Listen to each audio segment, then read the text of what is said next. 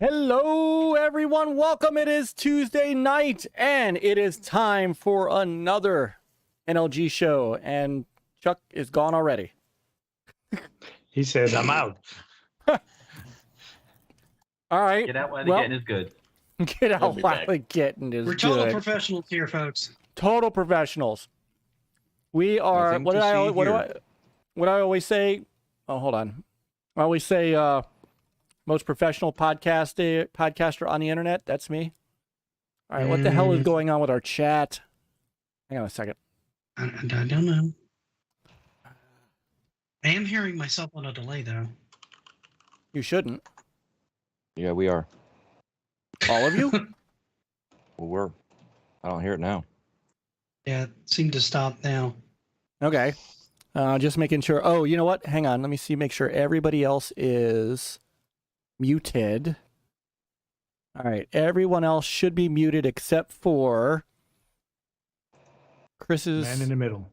Yes, because he controls all of you guys.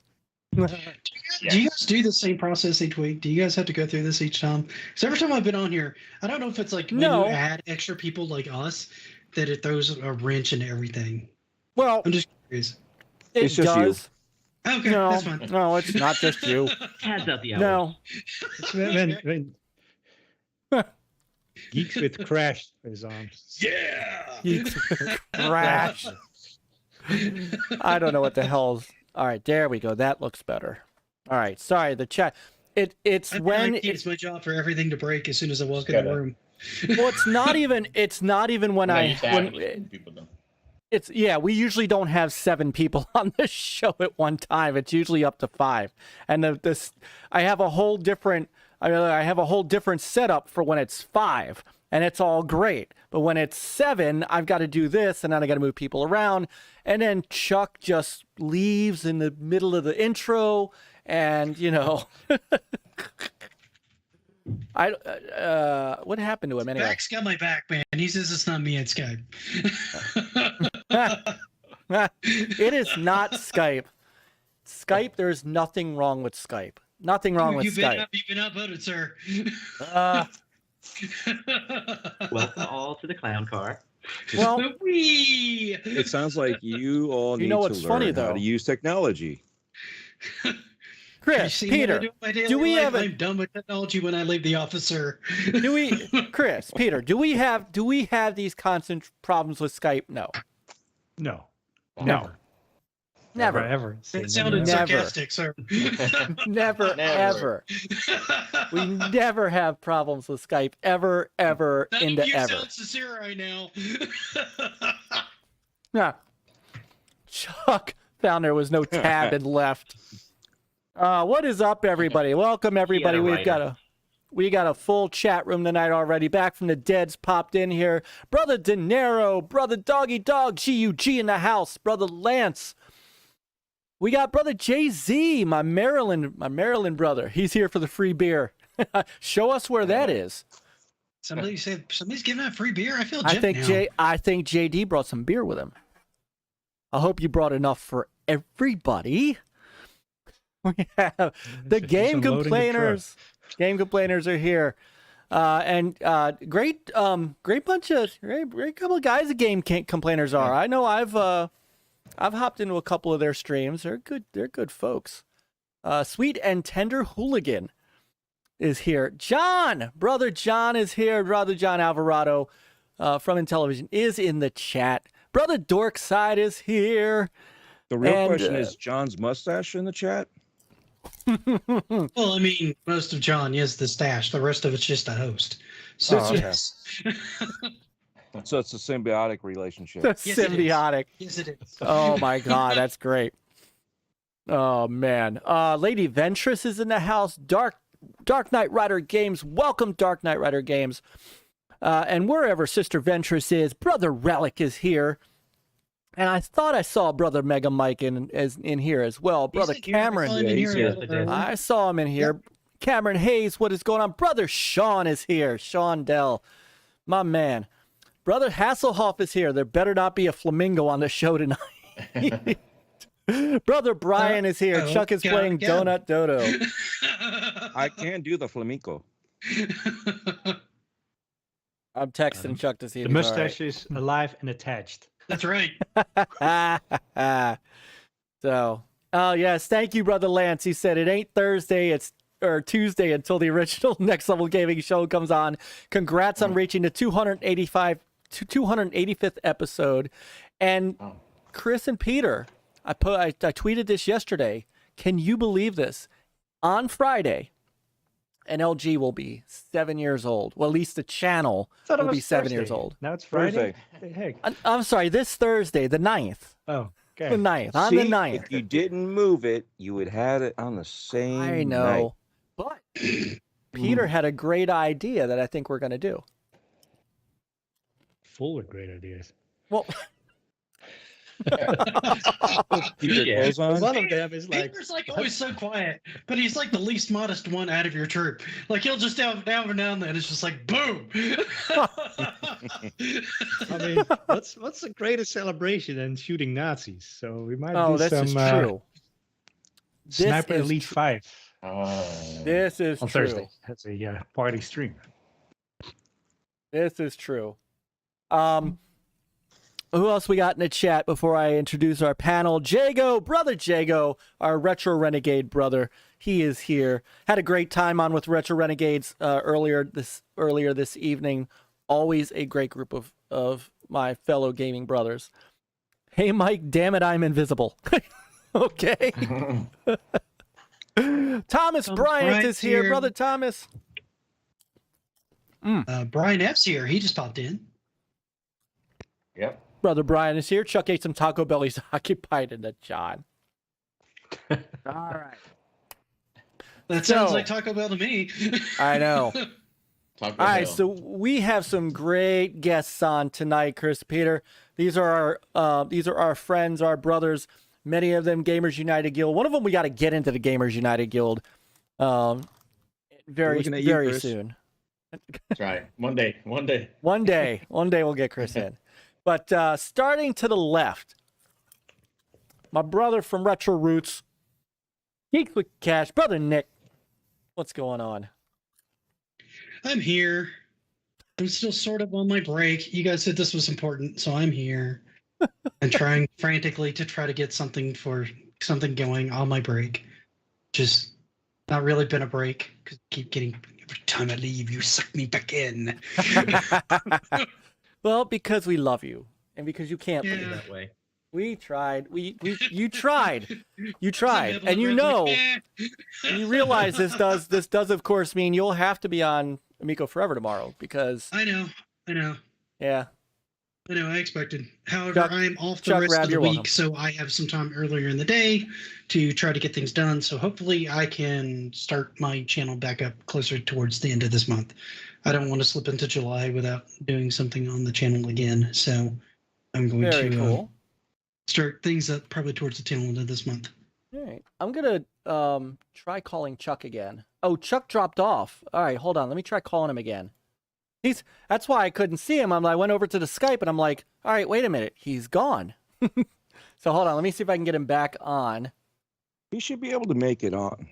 I mean, if he can exercise Tommy out of thin air in the bathroom, he should be able to get on here on Skype. I mean, all right, hold on. Tell him to get his alter ego on. Well, I think they had a whole chicken for that one, and then there was a stand involved, and getting Tommy to pop up is there's a process. Well, sure. Oh. All right. Well, while we're waiting on Chuck to reestablish, I'm gonna scoot over and grab. I'm actually gonna go from the other side because he has not been on our show yet. This is the Next Level Gaming debut of a great friend, great guy. He puts out videos once every 3 years, but when he does, they are dynamite gold. Our good brother, Retro Advisory Board. What's up, Rab? I thought you were talking about Dread here. Hey, guys. I was going to say, Nick's going on a little break, and he's like, oh, I'm going to have to come back after, 1 week. I can't leave, July too dry. I'm like, shh, take your time. A year may be overdoing it, but, maybe a month and a half. Hey guys, thanks for having me on. I am happy to be on and chatting with you guys face to face. Yeah, wisecracking in the chat. This is nice. No, it is. And it's great to have you. And it's really great. Tonight was a great night to have the whole Amico Forever crew on. Obviously we've got lots of Xbox and Summer Games Fest news to talk about tonight and stuff and predictions and things, but we have other news to talk about. Before we get to that news, our returning champion, he hails from down in the well, I was gonna say something, but in the swamps. Wait a minute. Brother, cousin Bourne says punctual as usual, cousin Mike. But wait a minute, you just arrived. So which one of us is late there, Chuck? All right, Chuck is still. Speaking of Chuck, all right. I'm gonna remove him and recall him. All right, hang on. Poor guy. He's probably going. It's frickin' Skype. All right, hold on. He's dialing in on his Merlin. I can't get through. Why isn't this working? He's setting us up. I know what he's doing. He's setting us up for a flamingo. Yeah. I would. All right. Okay. All right. Chuck? Hello? I see him. All right. I'm going to remove him and call him asshole. Yes. Tell him he needs to do the X. He needs to do this. Right. Just don't do the connection. Don't do the bat wings. He said, I see and hear all of you. Skype won't recognize my camera. All right. Oh, tell him to go with that. If he has to. It recognized my camera. I'm here and hear all of you. No flamingo jokes. All right. Is anything else joined by the spirit of Chuck? Yeah.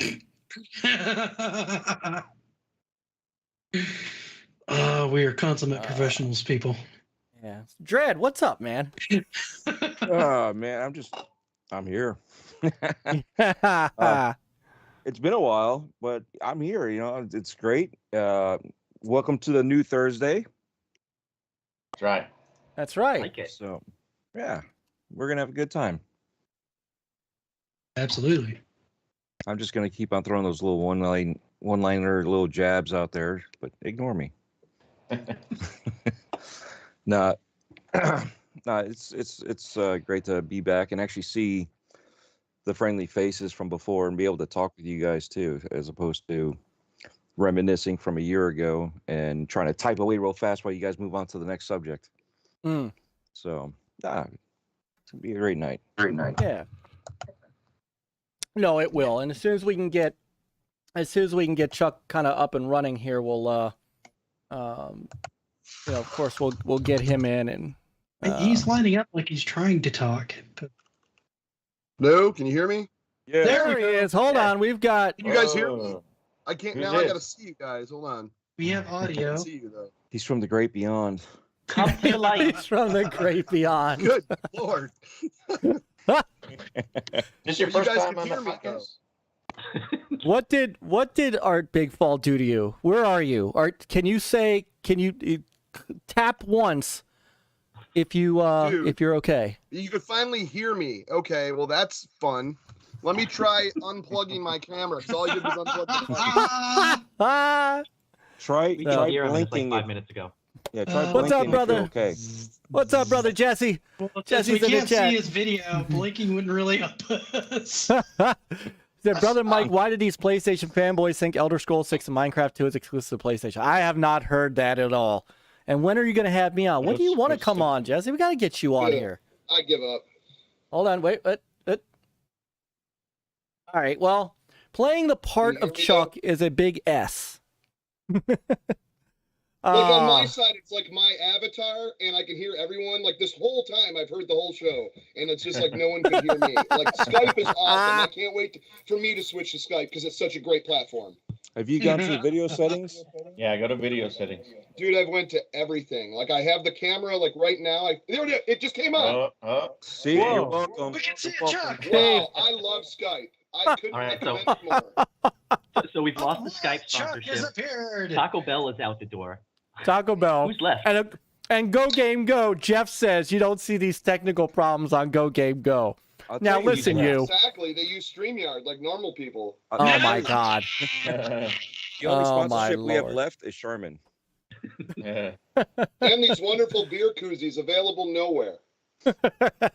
Hey, Brad, Lance you're says, right. Lance Taco says it's Bell is out the alive. door. Oh. Goes that quick. Oh my God. Chuck, how you doing, man? Other than I'm you doing know, good now. I guess I had to reset everything and buy a new computer so I could use Skype. But other than that, I'm here. I'm glad to be here. Glad to be here to support the Amico. Well, I'm sure Intellivision will be glad to pay you back. Well, I've got just pay me back by just launching Amico, and I'll be happy. There you go. all right. Oh my That's all goodness. we got on Amico. That's all the talk we need. That's all. That's it. That's Yeah. it. So about that So you- Xbox. So we've been live how long? Well, Like that's the 20 show, minutes. Folks. Take care. Okay.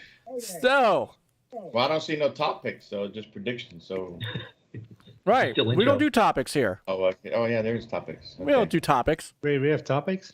We do? No. Yeah. We never have topics. Occasionally, I think you guys have topics. I don't Who know do you that you think- guys ever actually do the topics, but they're there. We do. We do the topics. Takes an hour. You go right. You're All you usually need is asleep. One topic that said prediction. That's it, right? Don't You're worry, usually I a have a show s- on Wednesday, folks. It's okay.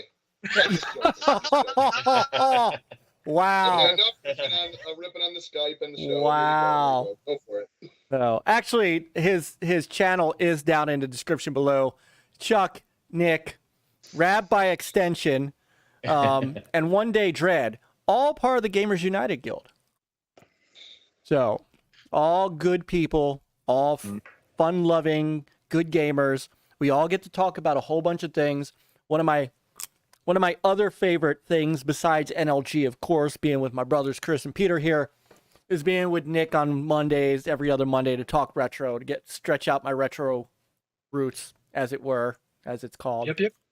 Is that with No. the Sony Donkey Kong Nintendo machine? Hey, you Yes, love that as machine, sir. You love that machine. You know, Chuck, one day, I'm going to be streaming. You're going to pop in, and it's actually going to be Pac-Man. Because knew there it. is a- I knew there's it. I try every time. There is a Never new- Pac-Man. There's a new Pac-Man game in Game Pass, and I've been dying to try it out. There's the new Amco Oh, museum thing. dude, That's- there's That many, arcade. there's many games in there. It's an arcade. Yeah, I cannot wait to get that. That looks fantastic. Oh, I played it. It was one Was of that the. that new Namco museum thing that just dropped? Well, it was called. It was No, actually it's called Pac-Man. Pac-Man something or other. Pac-Man. Pac-Man Museum. Peter, I think you played it. I played Pac-Man. I was a little disappointed. It's a whole bunch of mini games. Have you tried It Ms. is, Pac-Man? and you have to Now is unlock Ms. certain Pac-Man Pac-Man. on there because you know how they've been removing her from everything because they don't own the rights. They have to pay that other company. So Yeah. is Ms. Pac on this collection if you played it? I might not have unlocked it because you have to play certain Pac-Man cabinets a couple of times before it unlocks some other ones, which Yeah, pisses me you off. gotta.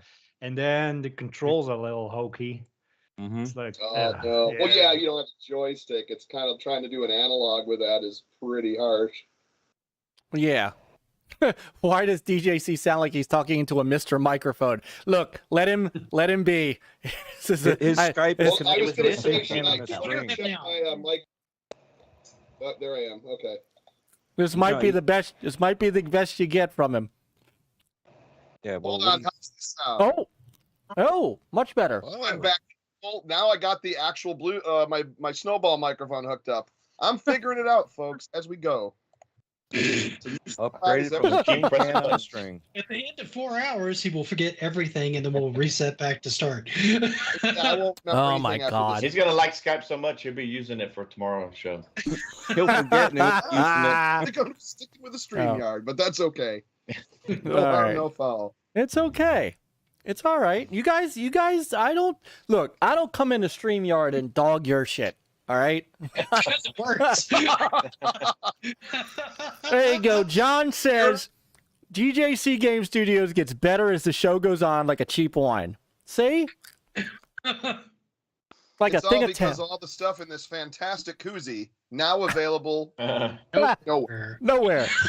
He's got a box of wine somewhere there on the shelf. Oh my goodness. All If right. this show goes long, I'll That's take like a a- break and go start making some cocktails myself. I'm Well- on vacation, dadgummit. They got the BlackBerry back now, Nick. Yeah, they- The LaWood What? is back at, they have it back in stock everywhere. Place, man. I'm glad you found some. Yeah, my Black- cousin found 2 bottles, and I went up to the bar the other day. They're like, "Would you like some blackberry brandy?" I was like, "Well, yes, I would." Anyways, Blackberry what? It's a blackberry it's brandy. it's a I've been looking Polish for- blackberry brandy. It's Yazinaqua.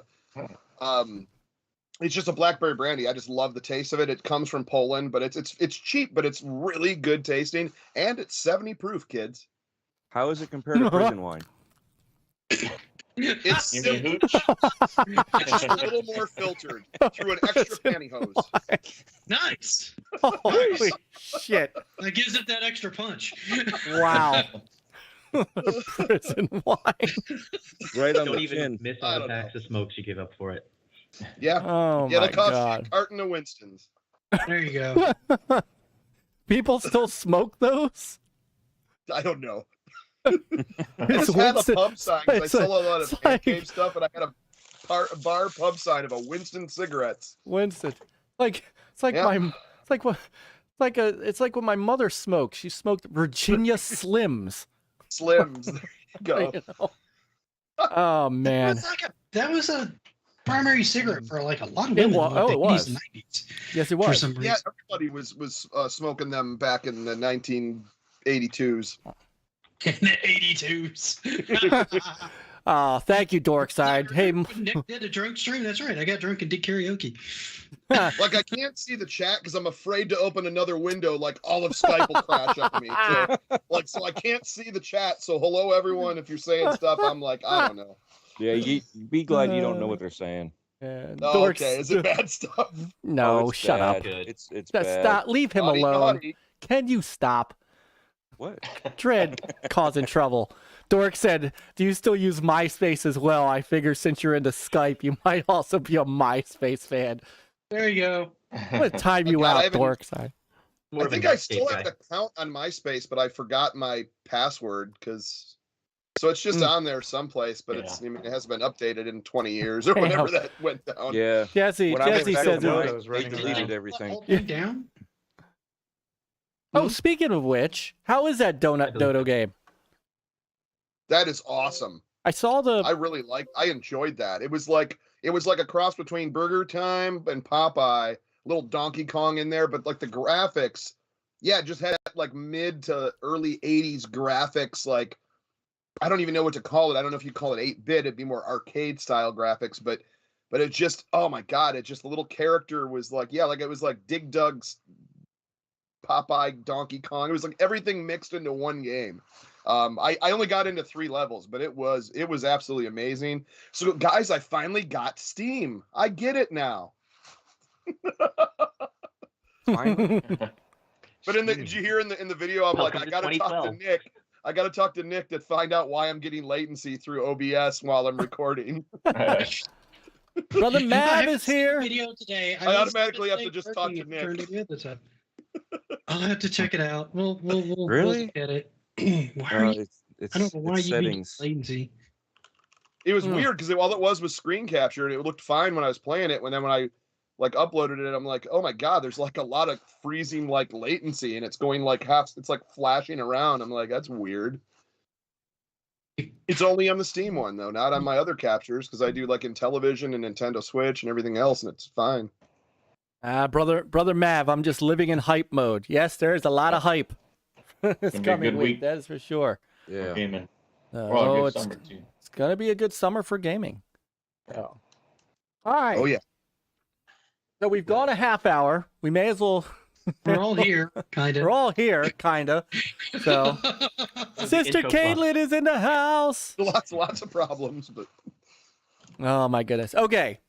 Sister Caitlin, how you doing? Let's get this out of the. Well, I don't mean it like that. I was gonna say let's get this out of the way, but I don't mean it like that at all. Sir. Careful. I know. I know. As Chuck reaches through the Skype. I tell you. So abused. Yeah, I am glad that you guys are here because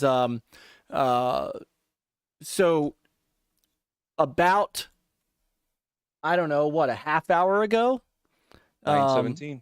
9:17, right before we got started. We got some breaking news from Intellivision.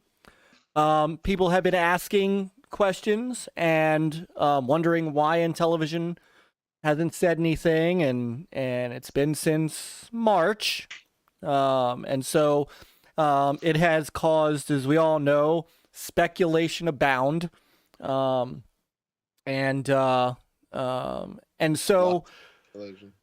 yeah. And so today we got a statement from Phil Adam, CEO of Intellivision. And I have that statement. It came into our email. I'm going to bring it up here. We're going to talk about it. A couple things that I do want to start off with, though, just as an aside. Don't typically have to worry about it here with our chat room because everybody in here is, awesome people. We all know our chat room. They're all good people, but we're a no tolerance channel. If you're listening now and you're thinking to yourself, "Ooh, I'm going to create like a little account and I'm going to go in there and, cause a little ruckus." Have a good night. Yeah, because you're going to get bounced. So, and you know what? It won't even be me doing it because there's enough of our friends and gaming family in here to do it for us. So, be respectful. We were told that there's no tolerance include harassing Nick. No, that's totally cool, Hasslehoff. That's your. That's one of the benefits. That's right. That's how it is. That's how it is. I'm away for like Called the a week rite and a of half. passage. I can't even do that consistently. It's not you though until you're eating on stream. You know what? I'm not going to be eating on stream tonight, so there. Yeah. Don't worry, you can come back tomorrow at 9:30 Eastern. That's right.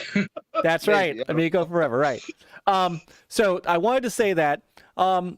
And I wanted to, with that, what you're saying, I'm guessing it's supposed to be bad news. No, actually, no, Mav, it's not. You just have to understand the way things are whenever anything Amico is talked about. You guys wouldn't. It's positive good news, right? Sure. Here's how we would do it. Ha ha ha ha! They're going out of business. It's the most wonderful thing in the world. Okay, so now that I got that out of the way. Basically, you're going to be reading an email. And, Is that a spoon drop? Yes. What's going on? No, it was my. No, Yeah, it's actually. yeah. Sorry, that is my. The mic drop, It's my Sonic. No, that is my Sonic Mania. I've been holding this. My Sonic Mania card that I got with my Sonic Mania Collector's Edition. Once again, brother Dark CMF, thank you for that Collector's Edition. That was really awesome. And it's actually metal. So what you heard was. Sounds like a spoon on a plate, right? I'm not the only one. It does sound like a spoon on a plate. Yeah. I'm with you on that one. I don't got anything in mind. Well, I will get. Pac-Man, though. No.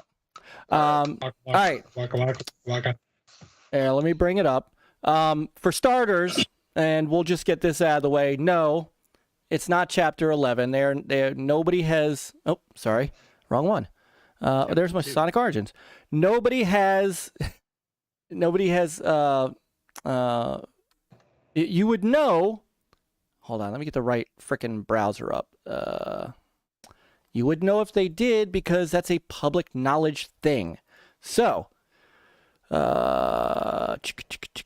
Snowball keeps rolling down the hill when there's no news, and a lot of people like to speculate. Yeah. Like we speculate on what cool games could be coming, or what fun stuff could we do. Other people like to speculate negativity and it's dead and it's dying and all this bad stuff's happening, but it's like, no, they just haven't said anything. They just haven't said anything.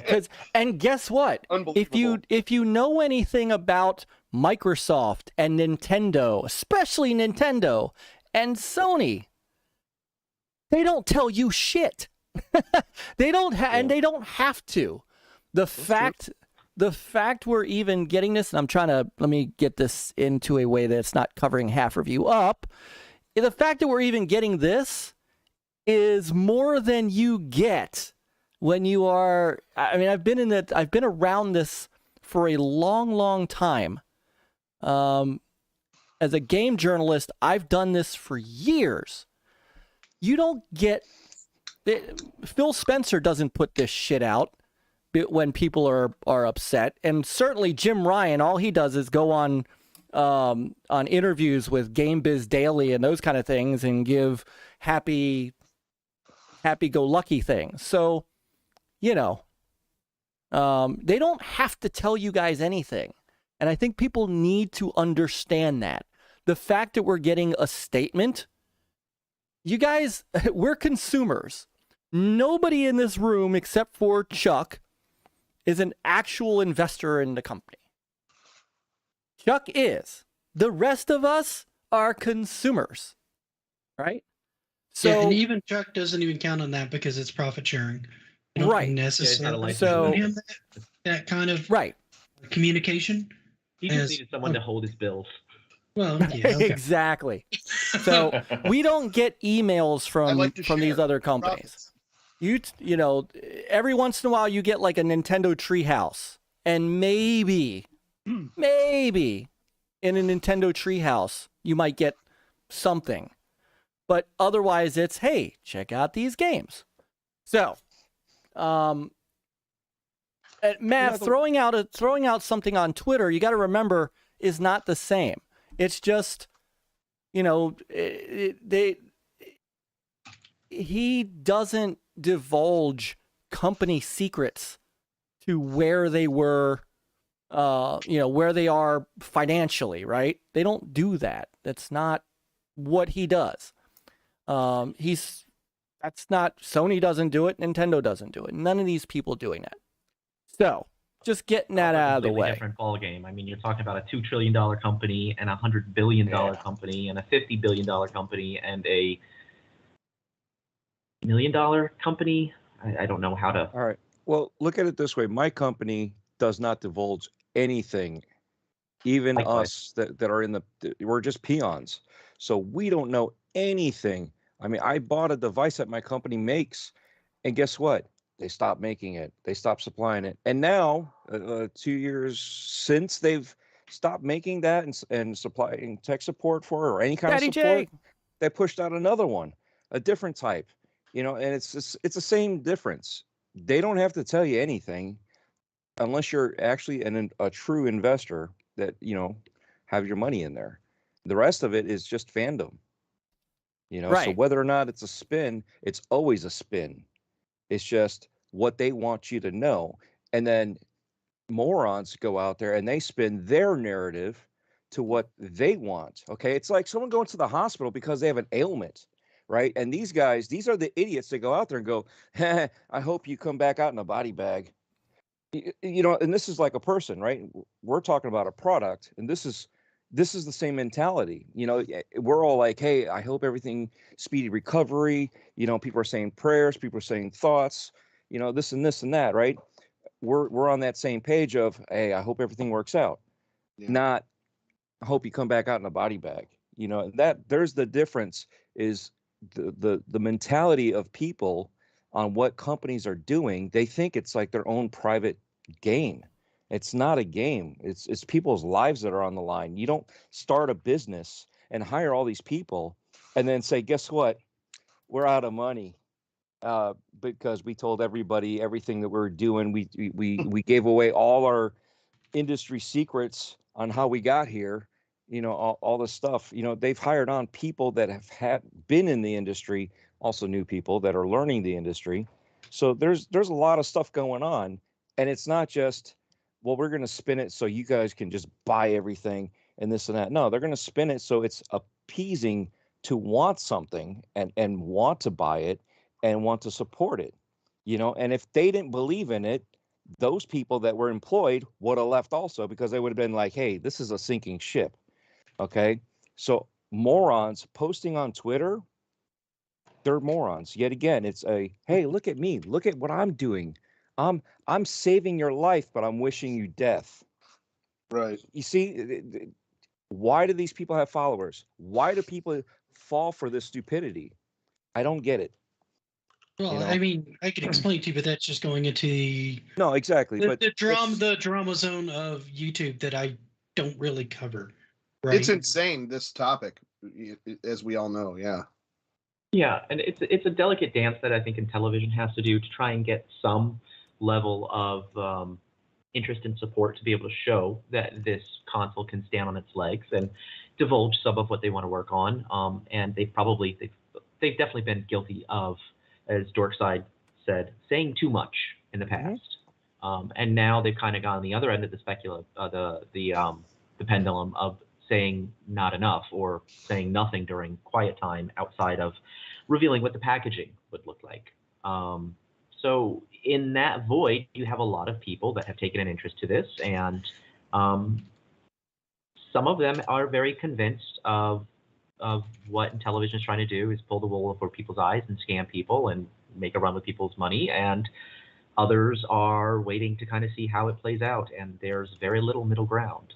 It's been drama and entertainment that's kind of filled that void for the better part of the last year and a half. Well, yeah. Well, very well said. Brother Totodope is in the house. Am I frozen again? I think I'm frozen. Yeah, but we can still hear you. Well, it's like I'm afraid to touch the camera now. You're frozen and seemingly irritated. Yeah, right. I'm so irritated right there. Like I'm like, oh, here we go. Someone got to you, sir.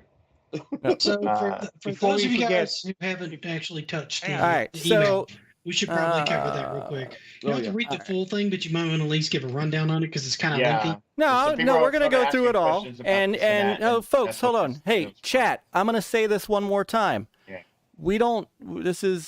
If you don't like what we're doing, you're welcome to go elsewhere. This is not this is not, by the way, the show for you anyway, because we're going to talk about Xbox and games and like stuff you guys aren't interested in. So by all means, go away. But if you guys keep making bullshit comments in the chat, I'm just going to knock you out. And that's just the way it is. YQ, I'm looking at you. Albert, I'm looking at you. Bye. Go away. These guys have been fairly civil, dude. Well, but they're starting to not just show the email. No one gives a fuck. Go away. This is our show. I don't care. You guys haven't been here before. You're not here week in and week out when we're talking about other stuff. You're only here for one reason. You won't be missed. If you don't like what we're doing, if you don't like what we're doing, myself and Chuck. right? If you don't like what we're doing, have a nice night. Go. If you really cared, you would have subscribed and you would have got the same email. This is not a internal email. It's a public email that went out there. So it's also on the Intellivision's Facebook. The official Facebook television Amico Club. Yep. Exactly. So there's nothing to hide. I'm going to try to fix my camera here. Yeah, I mean, we're just here to talk about this latest news that television came out. We're not here to shill and say, everything great over there in television, blah, blah. That's what we do tomorrow. Yeah, we'll do that tomorrow. I'm bad. Well, I'll be there to watch y'all do that. But I mean, we're just here. We all here as gamers. We want the Amico. We can't wait for it to come out. Hey Dan. But we're patient, and it's been a long road. It's been a tough road for many of the people working there at television. But we're not here to give them excuses or whatever what's going on. But we're hoping that they're working on it. They'll be able to get it out. It's just a long process, and it's not easy. No matter what industry, a lot of industries out there are struggling in this time with this environment, this economy, and what we've gone through the last couple of years. So, be cool about it. We welcome everybody in the chat. Just be civil about it. We understand people are frustrated. They've did pre-orders. Some people did the Kickstarter and all that, and they're not seeing anything, and I get that. And, this letter gonna help address some of that. So just be patient, be cool about it, guys. And it's online, like Nick said, it's online. You can look it up. So it's not nothing being hid. The Facebook group in order to see it there, but they'd also emailed it out. I don't know if they posted it on their main website or not. They don't normally post this stuff on their main website. That normally stays for just if you want swag items or you want to pre-order or just get more details on the console itself. That's usually what that's more for. Right. But there were multiple notifications sent out. So if you don't have it, then you probably weren't on the list. If you know somebody's on the list, they can easily forward it to you. So I also, by the way, and I'm sorry, John, I don't. I've been around this block long enough and have talked to enough companies and have been in the middle of this business enough to know that nobody has lied to us. All right. We seem to forget that there's this crazy little thing called a pandemic that kind of wrecked, almost everything. We have companies that are still delaying games. Microsoft just delayed 2 of their biggest games because they're not ready, because they can't get their stuff together, because we're still going from that. Now take a small... The Steam Deck's dock also got delayed. The deck got delayed, right? Well, the dock for it. The Steam Deck's out, but the docking mechanism got delayed again. No. Anyway, I'm not going to sit here and argue. People have to do what they have to do. I have no I have no desire for that, and we're not. So let's get to this, and then we'll talk about this internally. And people have to deal with this how they want to deal with this. But this is what it is. So. It has been a while since our last official update, and I thank you for your patience. I hope that this update on the state of Intellivision will answer some of your questions and explain where we are and where we are headed. When I took over as CEO of Intellivision, my goal in leadership required some tough decisions to ensure that we launch a quality product. So, welcome, Peter, Chris, to Friends of NLG. Yes. Hey, welcome. Hey, congrats. Appreciate it, man. Hey, also want to shout out Jesse Darby for super chat. Stalker is coming in December to fill the void, he said. Yeah, that'd be cool. Dude, Stalker, I would take Stalker in December. Do you think it'll be ready though? We'll talk about that. Let me get through this and then we'll talk about that, because that's a really good question. Okay, so we pulled down our investment campaign on Start Engine a few weeks after it launched in February this year. Without better visibility of our path to profitability, we felt this was the right decision in the short term. Any funds committed by Start Engine investors as part of the campaign were returned in full. And I actually happen to know somebody who did invest in Start Engine, and that is a true statement. Of course, this required us to take other financial measures to make up for the foregone new investment.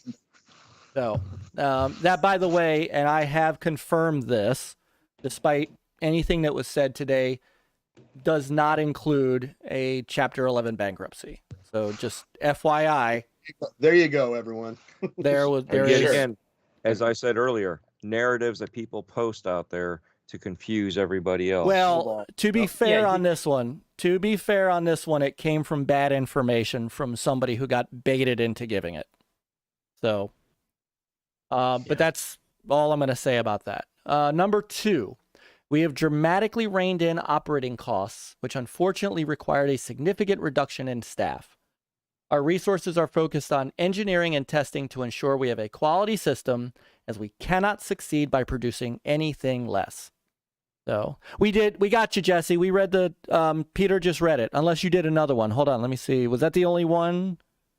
That was Stalker's coming in December. We're going to talk about that in a little bit, Jesse, because that is a great question leading up to what we're going to see on Sunday and beyond.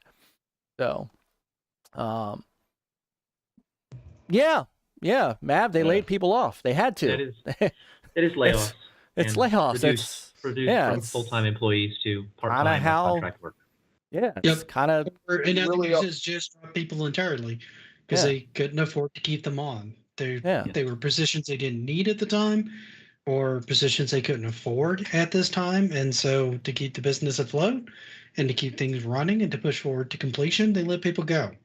And you're into the point where you got a console, and right now all you're doing is testing and refining and then going into production. So you really don't need anyone except people that are right now fixing and testing console, and that's it. So you don't need a million people right now until you're manufactured and packaged, so that makes sense. They ramped up their FTEs to be able to launch a product as of spring of 2020. I think they were talking about 45 to 50 employees. And that was about 2.5 years ago. So that's about 2.5 years of a level, at least 2 years of a level of 50 employees, multiple offices. That's a lot of outgoing expenses and overhead to be managing without a revenue product. And the only thing they've been able to put out as far as a revenue product has been, the games with the physical product on promise of play once the systems were delivered. So there's a lot of outgoing expense. There's not much incoming for 2 years. It's impossible to maintain. Yeah. Let me address something, right?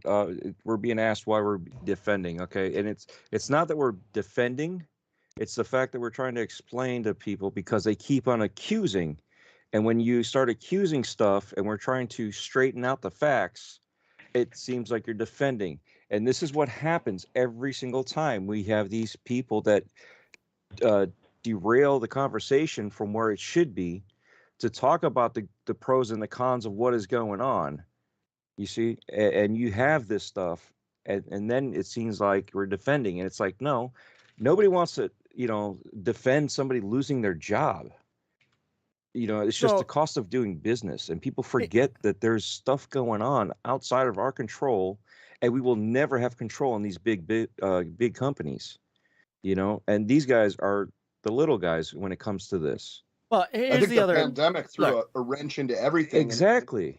Yeah. I mean, that's just where it started, along with difficulties and price hikes and shortages and quadrupling the price of like shipping and containers and now stuff getting shut down again. And it just all, it came at the worst time when they were like, hey, let's put this out in 2020, like get the DeLorean and go back, And that's not to excuse that Intellivision hasn't made mistakes along the way. That's not to excuse that other companies have been able to put out a small product. Look, there's Chinese companies that can put out a small handheld, right now. There are other companies that can put out something that does not have the level of software development and hardware development and putting up a storefront and an entirety of a very large corporation as a video game system in this environment. Intellivision is doing something that these other companies that we're talking about are not trying to do. Analog is putting out a hardware product, and they have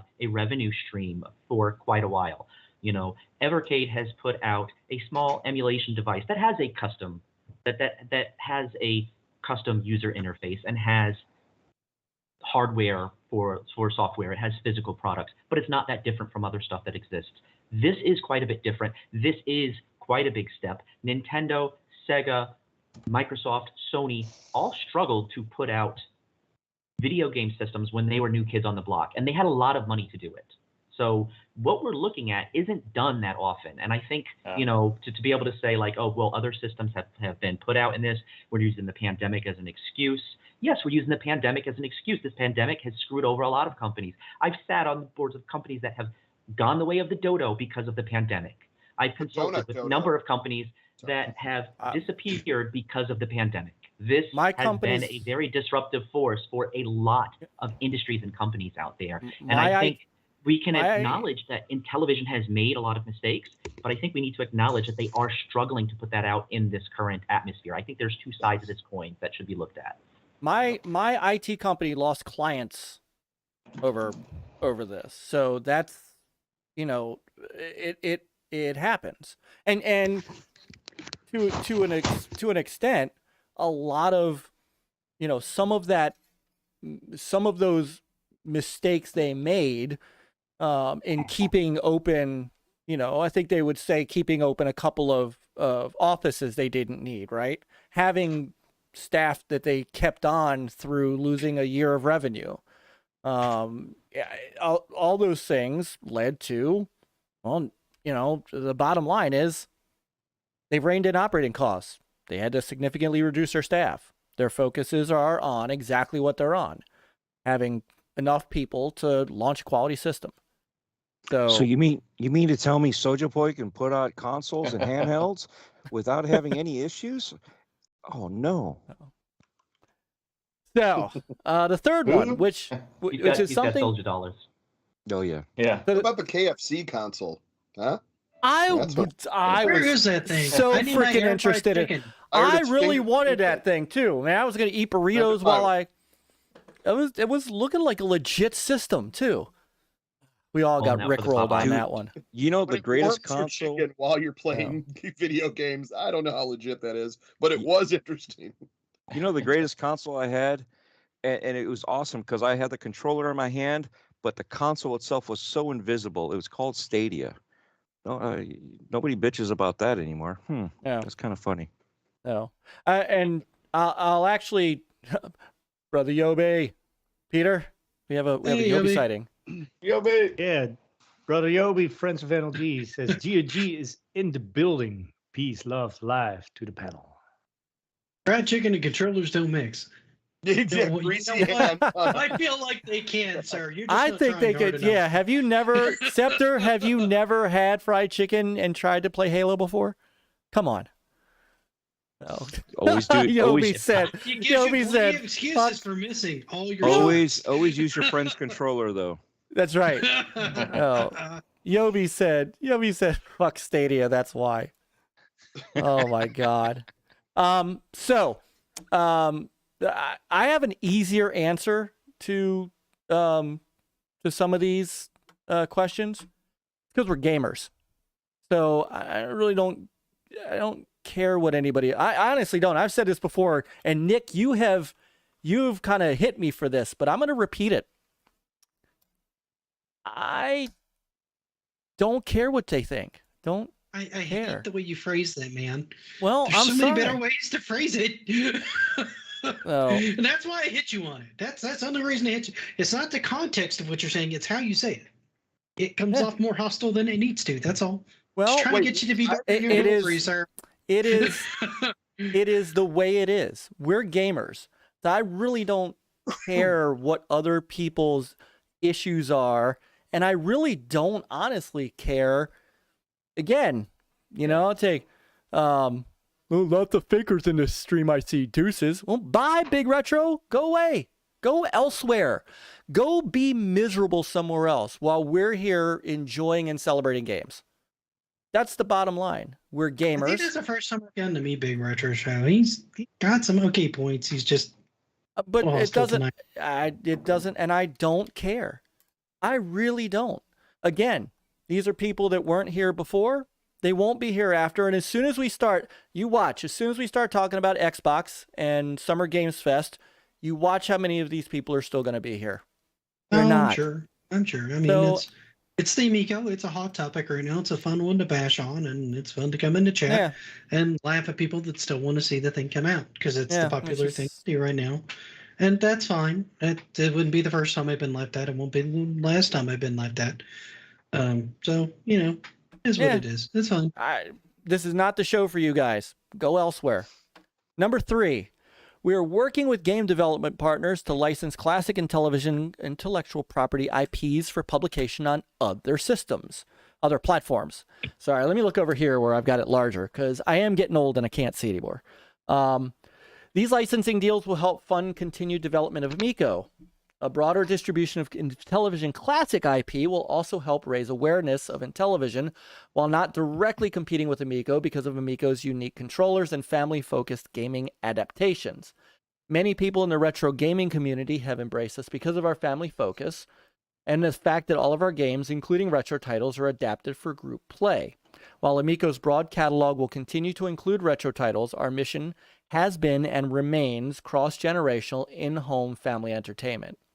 Now, this is interesting because this is new.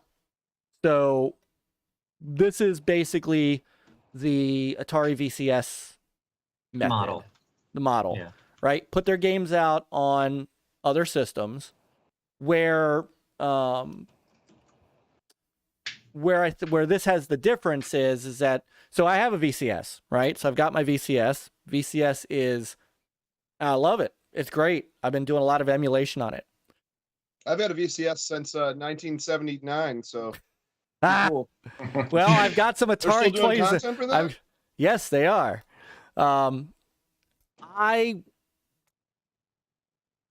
am going to play the VCS versions of the Recharge games because Brother Pete, Pack Opening Pro, said that those games had levels and stuff in it that the Xbox versions didn't. I was actually going to pick them up on Xbox. I got the VCS. Thank you again, Brother Hasslehoff. And I was like, well, but I'm still going to get the Xbox versions because I play on Xbox. But, and there he is. I say his name and he appears. On cue. On cue. But after Pete said that there was exclusive content on the VCS versions, I'm like, well, now I'm going to play them on the VCS. So I think what this does is it gives that kind of that mix of, if you're on PlayStation, if you're on Xbox, if you're on Switch, if you're on Steam, and you want to play Astro Smash or something like that, you can.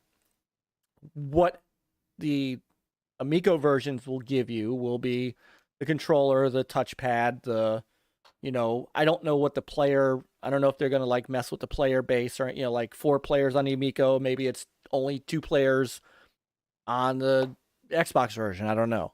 Keep it unique versions.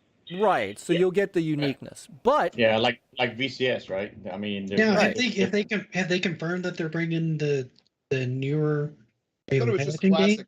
I was going to say just classic. Yeah, that's the question. That's the question here. I was going to say they've already done with the Evercade, brought the classic Intellivision IP to another console. So this really wouldn't be a statement if it was just the classic, unadulterated Intellivision content.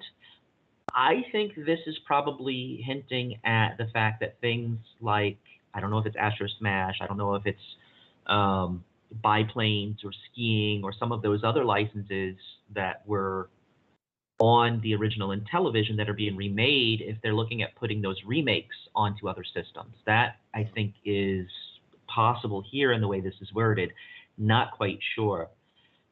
And I'm of two minds of that. I think Dorkside brought it up earlier that was one of the things that Intellivision was touting in bringing this system out that Atari VCS was not, is that, you know, the games are going to be unique to the system. That gives the system a reason to be. That gives the system an identity. And once you start putting those games on other systems, it starts to peck away a little bit at the reason to be for the system. So that kind of takes away of some of that excitement, like, oh, I have to get an Amico because this is where I can play these Intellivision classics that are remade. This is where this is the only place I can play, you know, Finnegan Fox or, you know, Dolphin Quest. Well, as it turns out, those games are already going to be put on other systems as well, just differentiated versions like Myke was talking about with the different levels or the different options. It might be 8 players on Amico. It might be 4 players on the Switch. It might be 2 players. There might be additional levels that are unique to the Amico. You might get the, you know, the help and stuff that you're getting on the unique screen with the Amico that you don't get on another system. So it takes away a little bit of that, but at the same token, like what the Atari VCS is doing, you kind of have to adapt or survive. If the Amico is only putting out 20,000 units right now this year or 100,000 units over the next year and a half, they've got to make some income somewhere. And if they can get those games in front of other people, that's eyes on Intellivision as a brand, seeing that Intellivision's putting stuff out in the world. Oh, we're putting this stuff, and it might not be PlayStation or Switch. It might be mobile. It might be on TV streaming services. I mean, this is looking at a family-oriented crowd, so it might be on stuff like, you know, you're streaming on TV and you have, you know, an Amico app, and that's a platform where you see the Amico games. And oh yeah, you can get the system, and it comes with controllers, and you can do more with it. You don't know quite what they're doing and how they're going to be putting it out there, but it is exposure for them, and it is revenue for them, and it is something that kind of keeps them in the game to get to the next level and to get this console out, which is where we're at right now. Yeah, and some I think will translate fine that way. Others I don't think will because they use the screen too much, right? Yeah. Like what we've seen of emoji charades, unless you've got that screen, that just wouldn't. I don't know how you'd make that work, right? Yeah. You would need some sort of like secondary screen to be able to make that work the way you want that to work. But stuff like Astro Smash and biplanes and skiing and stuff like that, yeah, you could bring those to other consoles and make this work. I think simple action games, yeah. Yeah, I think the disc is a nice addition when you're actually sitting down and playing with it, and it makes a lot of sense once you sit down and play with it. Now, could you do the same thing with an analog? To an extent, yes. Yeah. Would it be as good? Maybe, maybe not. It kind of depends on the player and what your comfort level is. So, you know, it depends. Some of them I think will be fine though. And we've talked about that too. Even like that disc is. People like rip on it or don't understand it, but like, we've got what 5-6 people here that have played it. It kind of feels like a big flat analog. If I'm not correct about that, that's kind of, it has like, it's a soft give, but it's so great in like either using it as a dial, as a rotator, and as a D-pad. But it's like a big flat analog stick. It's a little faster though, like a D-pad. That's why it's kind of a cross between the two of them on, because I agree. You don't have that press forward slowly and you'll creep along. You're either which you can or you're not. You got but that. You can also change direction really quick just by swinging and pressing, like you could on an analog. Like Flying Tigers was really good, like doing a shooter and being able to just roll your thumb to go around a bullet. Really like that's what kind of impressed me. And that's why I think people don't understand it. They knock it all the time and say, oh man, no one wants to play with something like that. But I mean, I'm a shooter guy and an arcade action guy, and that felt really good playing that those dial pad. It's so hard until you actually have it in your hand. And I know all you guys can vouch for it. Is you don't know until you have it in your hand what it feels like, or once you do, there's like that aha moment.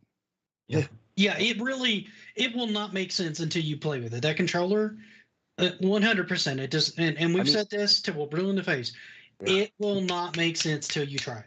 You saw the reaction. It feels like a super D-pad or a more intuitive analog that doesn't kind of roll all over the place. You feel very much in tune with where you're going. So it's a nice feel. Yeah. And I mean, you saw as soon as I said it, you saw the reaction right away. They both, yeah, the excitement of remembering that first time of realizing the tactile feel of the give that it gives you, the slide that you can do with your thumb, either rotating or sliding left and right or up and down.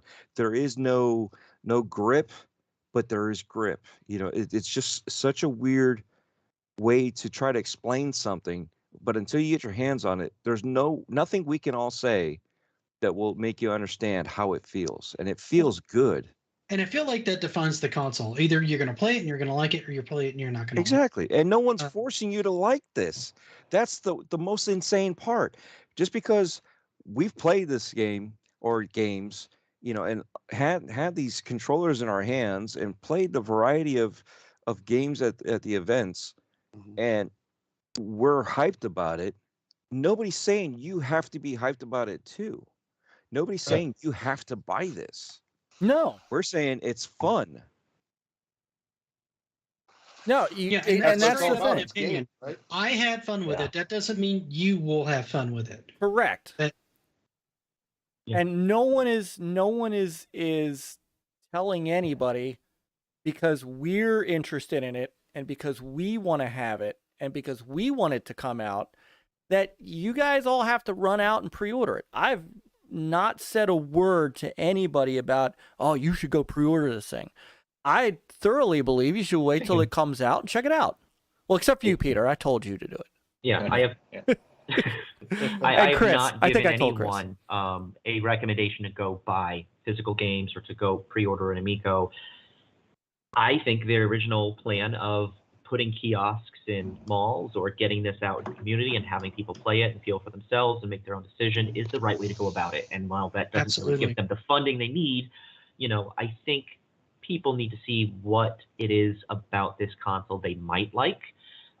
We are here doing a show on the Amico every week because I think we are interested in it coming out and interested in this additional concept being out there and alive in gaming. And to that extent, the possibilities that it holds. I mean, even John's even saying that, they've, with this time, they've able to take more advantages over the design of the controller and put it into the games. So all it is basically, excitement of, hey, check this out. Not saying you have to buy it. We're spreading the fun. I'm buying it because I had fun with it. I didn't pre-order it right away. I thought about it. I tried to figure out what I wanted. I said, you know what? I'll pre-order because I'll get, at that time it was pre-order, get your money back if you decide ever cancel. I don't know what's going on right now, and I can't speak for anything. But we'll get to that. That's right. We're getting there. They address that. And the John other thing in the chat, he talked about currently only talking about licensing Intellivision and classic game IPs. That could change in the future, but hope not. As far as just classic on other platforms. Yeah, which is great. I would like love you said, classic. but that's the new games are unique because they take advantage of the that controller makes features, which is that true. Makes sense. Yeah.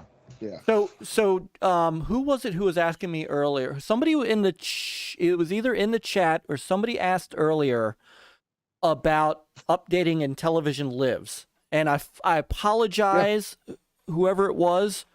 But that would be exactly it. I mean, I have Intellivision Lives on the Xbox. I think it's great.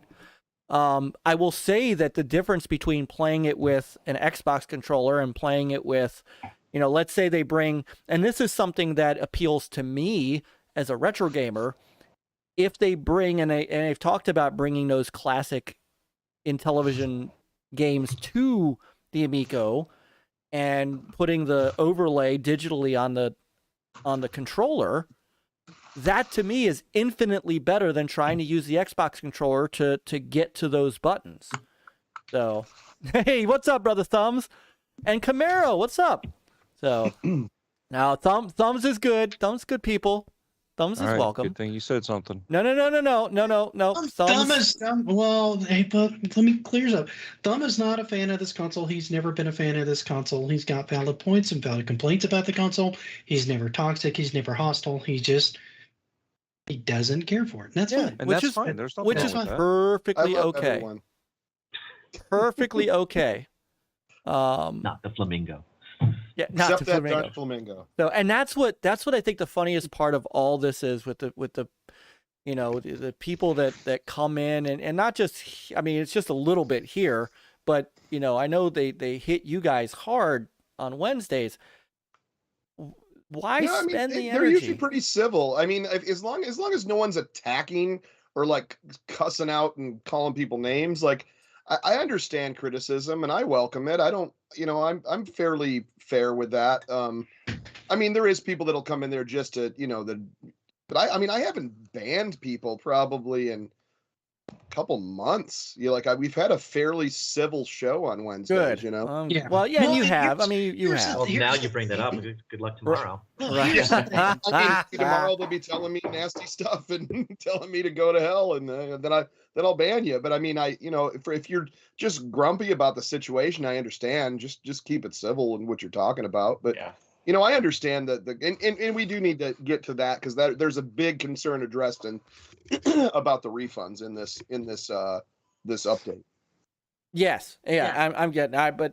I'm. You know, I think that some of this is important because, you know, as Chris and Peter will tell you, we cover everything here, and that's what I think gets missed by the people that just kind of jump in here and you know have to talk us out of the Amico or ask us why we're defending it or things like that. Well, here, for a second, let me look. I don't mind when people do that so much. Now the talking me out of it. Okay, well, I have my opinion. You have your opinion. I'm not trying to force my opinion on you. Please don't force yours on me.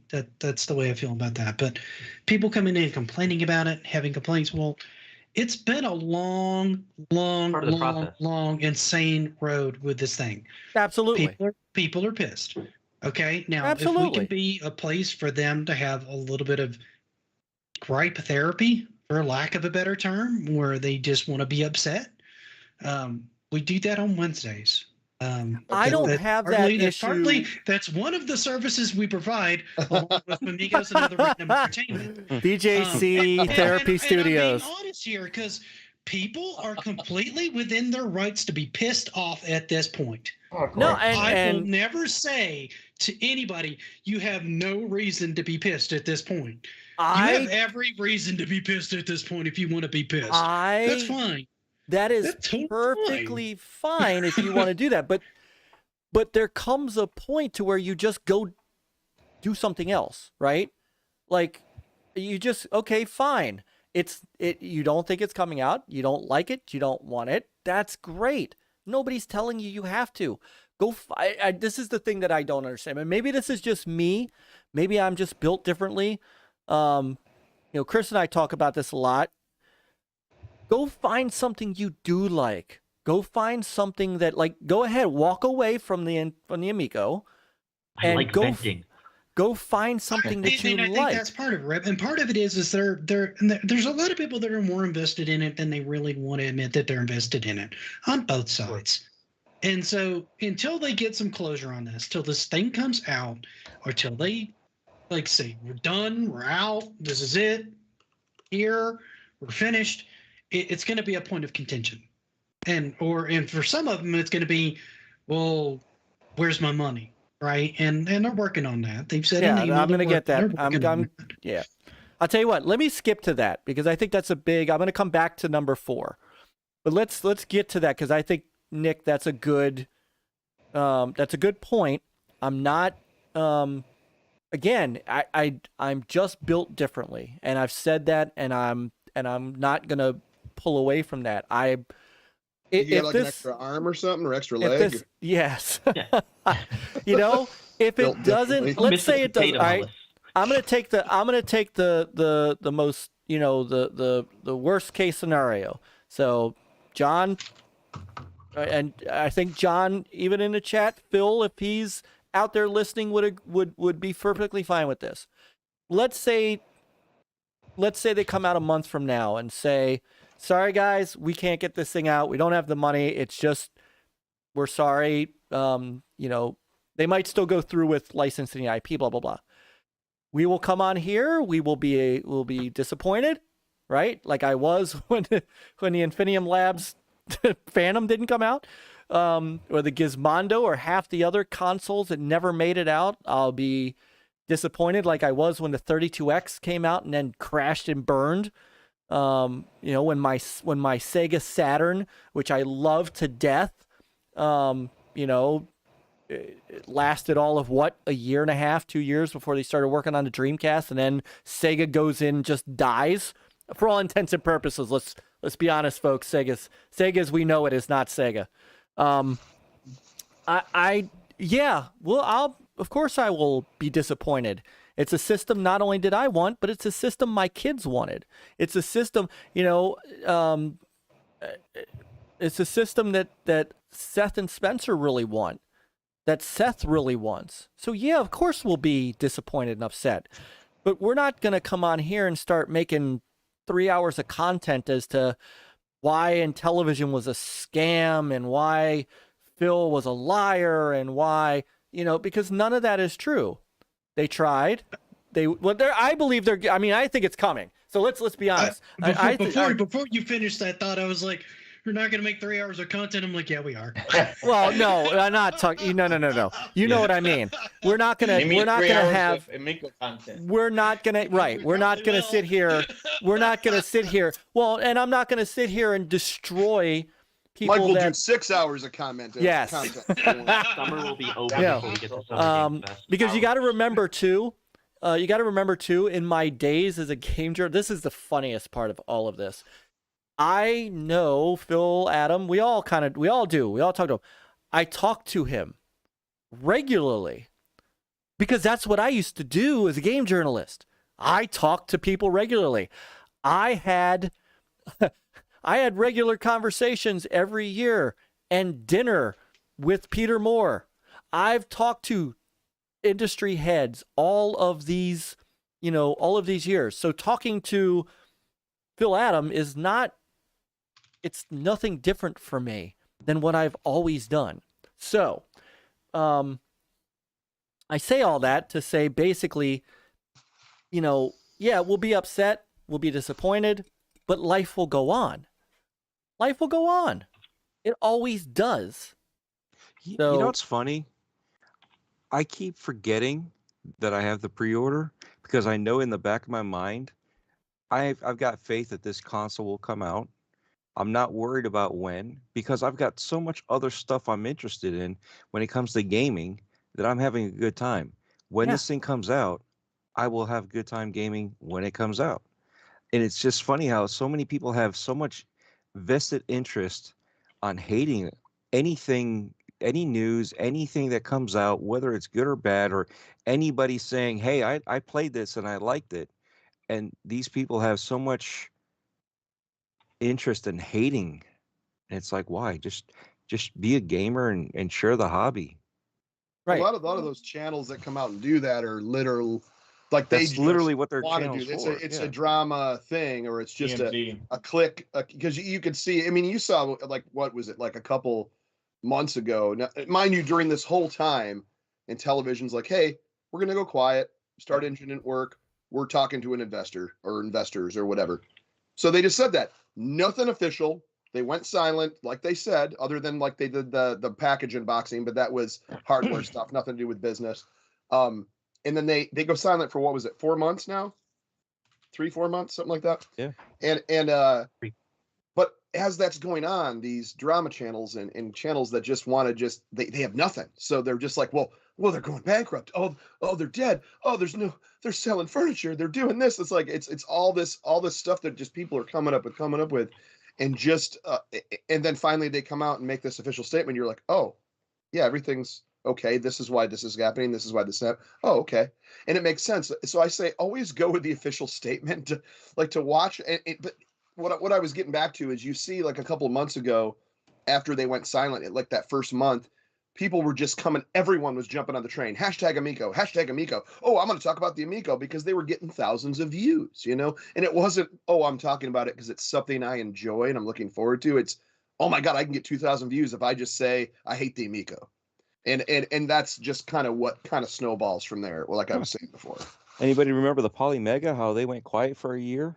Oh yeah. So it's Lost their credit. Yeah. Yeah. I mean, it's just funny. And then, oh wait, Activision, that whole deal with the Xbox, and oh no, now the Congress is speaking in, and it's like, Atari yet went quiet. again, people are making stuff up out of nothing to get the attention. Oh, wow. VCS was announced. Here's the one thing I feel like they really do need to handle with this, because it's been such a long delay. They really do need to make sure that they give people a couple weeks notice. If and when this thing comes out, like before people's orders start to ship, so that they know whether or not they can do it at that time. Because it's been so long, people can't really keep in their mind. Even I don't keep in my mind some of the things that I pre-ordered for that long of a time, and then it pops up. But most of the time, like emailing you, hey, you got. I'm at least given a notification. Hey, this is dropping. This is going to be charged within X days or whatever, right. Or all of a sudden it gets charged. With it being this long, they really do need to give people a heads up before they build them. I totally agree with that. And now I feel like that's only fair for the people that stuck with them this long, because for some people that's a budget changer. For me, not as much, but for some people that's a big budget change, right? Yeah. Sure. That's an expense they did not expect. Yep. Yeah. So let me run through this real quick, because then what I skipped over was something that I think people are going to be interested in, that I think will also answer a couple of other people's concerns. So on the subject of refunds, here it is. We're slowly processing refund requests. The public's uncertainty of our status in the last few months have understandably led to an influx of pre-order refund requests. Because of reduced staff and financing requirements for continued operation, our responses to and processing of those requests has been delayed. Rest assured that our intention is to honor all refund requests. We will allocate a portion of all new funding and staff time to winding down the refund queue, while our primary focus is funding and completing a quality product ready for manufacturing. To make sure we see your request, please submit to support@intellivision.com. So write that down. I'll even put it in the chat. Support@intellivision.com. And again, if you are one of those who wants to get your refund because you don't believe in it anymore, or what have you, that's fine. It's fine. Do that. And then go take that money and invest it in something you like. Okay. Now I'm going to slide up to number 4, because number 4 is kind of interesting and something they had not talked about before, and something that I hope, and I'm just going to say I hope because I don't know, hints towards what is going to be in the future. We have begun a test production run of Amico that includes every aspect of the product, including packaging. This is first and foremost an assessment of our manufacturing approach and overall quality of the delivered product. It is critically important to show our current, future investors, partners, and customers that we have built a sound platform that delivers on the in-home family experience, which requires our immediate focus on value engineering and hardening of the platform. These units should be completed in the next few weeks. That's awesome. So that's like, Sean, we've talked about that on the show before, where, it's like before anybody goes to mass production, you have to run off test production units to make sure everything is finalized, everything works. There's not any battery issues, bugs, stuff that you got to test. So that's like really good news. And to have some of these early production units in the next few weeks, that's beautiful. That means they're on the way to doing that and making sure that they have a solid product before they mass produce. Yeah, that's right. Yeah. So,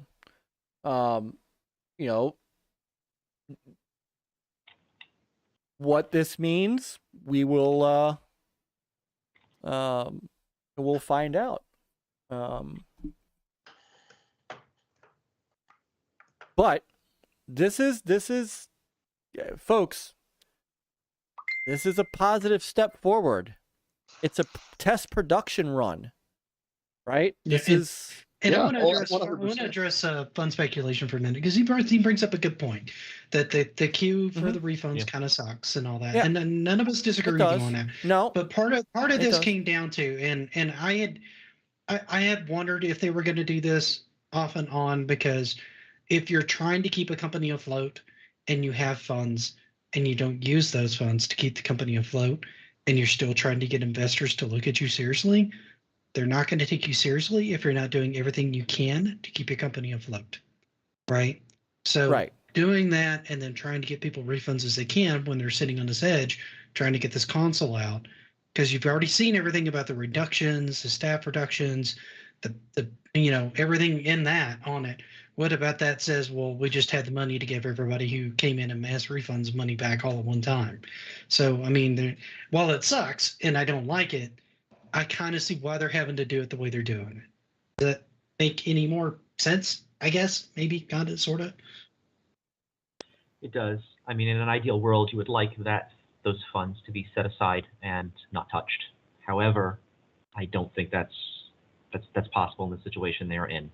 How do you Right. pay I mean, employees if you don't use those funds? Yeah. How do you pay for the products if you don't use those funds? How do you reach manufacturing? I mean, Exactly. Right. You raise more funds, of course, but they're Yeah. kind of limited in what they could do at this stage. And again, you have to factor in that they went an entire year in the state of California, shut down, and not able to produce what they wanted to produce and get out the door, and lost a year of revenue while still having to pay the employees and pay for the FCC testing and pay for all these things. I wish that they might have done something different, sure. But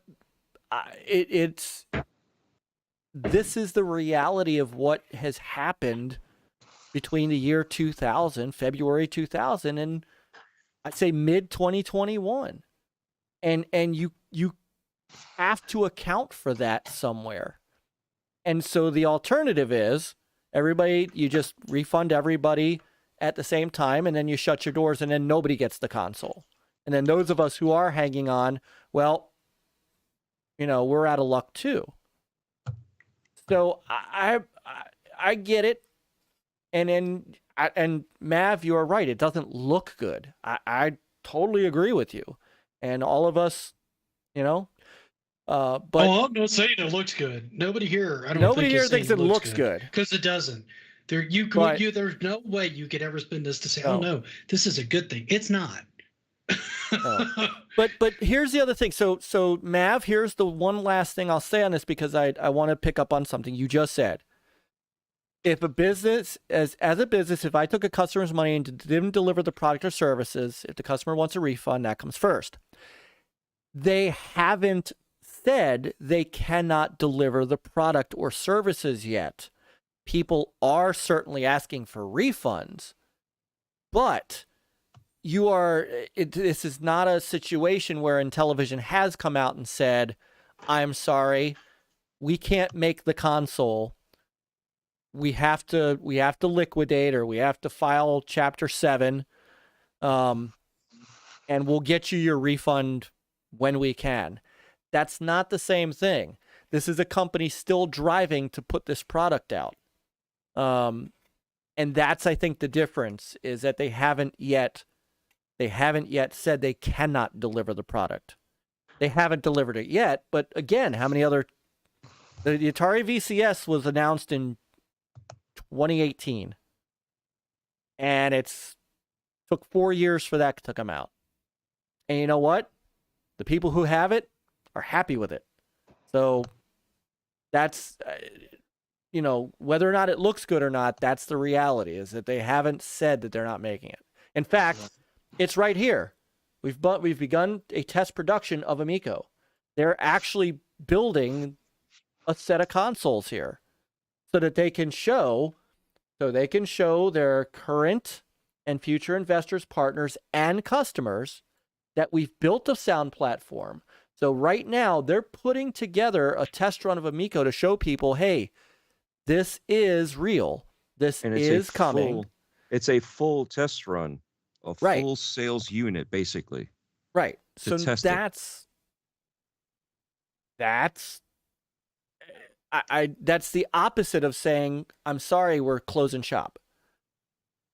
Right. Where it goes from here, I don't It's know. all speculation all this time. You know, like the last 4 months, all these terrible things that have been said are just been speculation. The company just that's the whole thing. Is like I said, it goes with that people making up stuff just to make up stuff just to have a topic. Right. And it's not true, and that, you know, showing that they're still going ahead. These people are serious about delivering this console, and that's 100% on their mind every day. It's not hanging it up or going, you know, selling stuff off. It's we got to put out this console. And John, since you're in the chat, please you can back that up.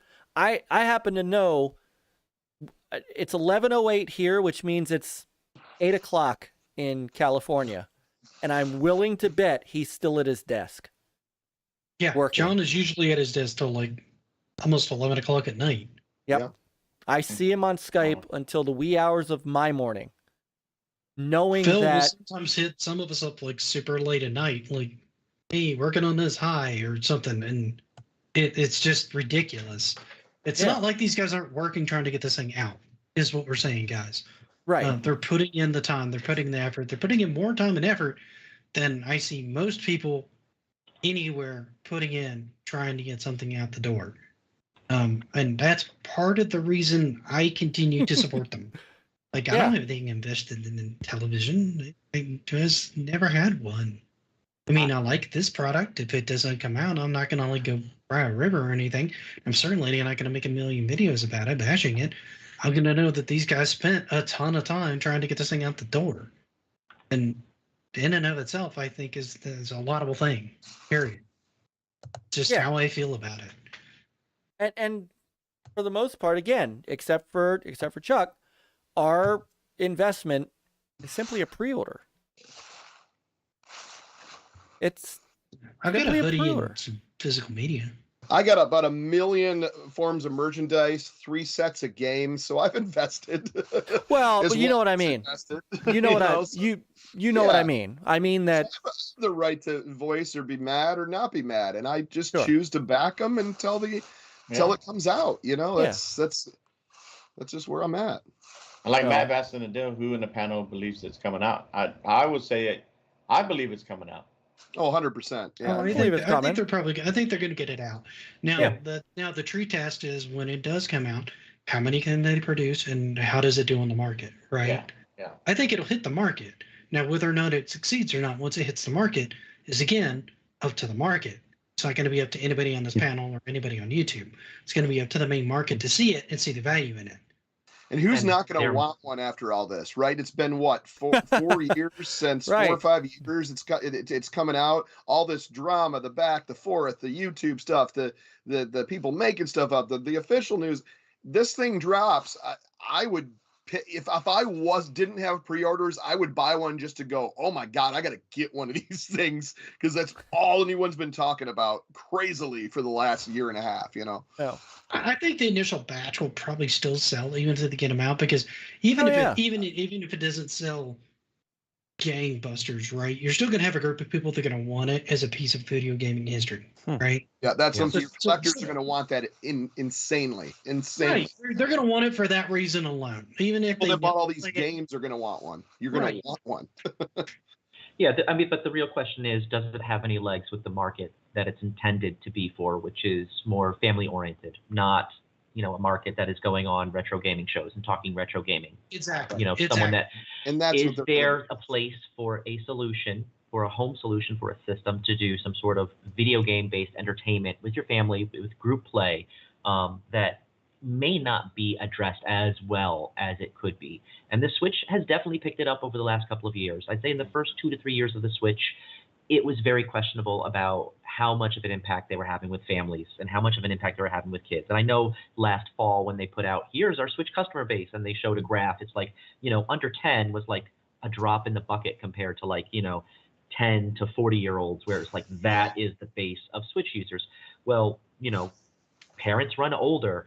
younger kids aren't exactly rushing to get a Switch unless you're in a household where older kids have a Switch or parents, kind of instill that with their kids. So there's a question about whether or not this has a place in the market. And just to further elaborate on something that Mav brought up about the funding for this, there's some funding benchmarks that Intellivision has insights to meet. So I know there's a lot of questions about, they can't get this far to fund. They do have lines of credit and stuff that they are looking to tap into. I think they have to get stuff produced. I think part of this, getting out this test run kind of might open up some of that funding for them that they don't have. At this stage of Intellivision as a startup, they are looking at institutional investors, where they've been looking at angel investors and people making these sort of impassioned pitches to individual angel investors. Now they're looking at institutional investors that are looking at this as a potential place for them to diversify their funds and put stuff into Intellivision, as well as those bank loans and stuff that they would get, production loans to manufacture. So there is some things they have, or they've said they've had kind of lined up in place for that. So we're a little bit dependent on some of that. Yeah. And to that point, again, that's the purpose of making this test run, because they need to your point, Rab, they need to, and they need to, it's not even a want. They need to show their current investors and their future investors and their partners and us. I mean, let's be honest. They need to show us as well. The regular people, the customers that bought it, the people that pre-ordered, the fans too. We have, we have played it, but at the end of the day, we don't have it in our homes, and we want it in our homes. And to an extent, others' homes, but I mean, look, I'm greedy in the fact that I want this for Seth and I, and for Spencer and I, and to an extent for Jacob. I mean, Jacob's 17, but he was interested in it when he saw it. But they have to show all of us that they are going to get this thing, in our hands, in our homes, and that what we saw last year is really the product we're going to get. I believe that they have to show us that. And it's not unfair for us to do that, right? Not unfair for us to ask that as well. So the last part of this, we will focus our initial mass production on fulfilling pre-orders and supplying our two major distribution partners. The focus will remain on direct orders until our cost structures can support the margins required for retail channels. Obviously, the markets continue to be somewhat volatile with rising inflation, rising energy costs, and lingering supply chain issues that affect all manufacturing businesses. And anybody who's had trouble getting a PlayStation 5 knows this. This has impacted both our costs and pricing, and has required us to narrow our initial distribution strategy. Our hope is that we will start shipping production units this year. So that is their hope. What that means, it remains to be seen. Yeah, if I were a betting man, I would probably say first quarter next year, because it's going to take them a while to produce. Then they're going to have to get them, and I imagine they're probably not going to make them in state, so they're going to have to get them shipped, and then they're have to get them through customs. And with the numbers that they're going to have initially, getting them through customs, it's probably going to sit in customs for a little bit. Because anything I order from freaking Funstock takes like over 3 weeks to get to my house, just because it sits in customs forever. So I expect them to, if this holds, I could see them manufacturing and getting them ready to ship. But I'm betting a lot of these don't hit till the first of the year. That's possible. The date to me is less important than the fact that they are manufacturing and they are moving something along. I think yeah. You can get this point they have manufacturing. If the end of the year has come by and they're not manufacturing. Yeah, I just think a lot of people are going to lock on to this. Well, we didn't have these by the end of the year. What's going on, kind of thing. And I think that that's kind of more of a flexible date. To be fair, I think that's like what they're shooting for, but it's not like a solid concrete date. There's no set date in here, right? Yeah, don't give me a date. Just just ready, tell us when, right? When it's ready, Well, Yeah, because when look it's what about I ready mean. to ship, I mean, let's. let me know a couple weeks in advance so I Shot can make sure yourself I in the can foot a pay. few times with dates. Well, Yeah. right. I mean, look what. Well, not just that, but I mean, and Peter and Chris, remember all the craziness that we saw over Starfield and Redfall getting delayed. Mhm. Oh, Yep. that I mean, reminds me. Starfield got delayed, right? Skyrim in space. I'm gonna cancel Game Pass and my Amico. Right. I'm because of this. canceling my Game Blame- Pass. yeah, blame Canceling, Amico Right. I'm too canceling for it. gaming. I'm canceling existence. I am I- selling all of my consoles. I'm even selling consoles that Starfield won't even play on. I'm quitting my hobbies. Don't So forget to be cut your fair, console in there's half, too. probably a little bit more development going into Starfield than there was in Cornhole. No offense to the developers making Cornhole, but Oh, you know, there's probably 400 people working on I Starfield. still- There's probably 4 Yeah. people working on Cornhole. So Yeah.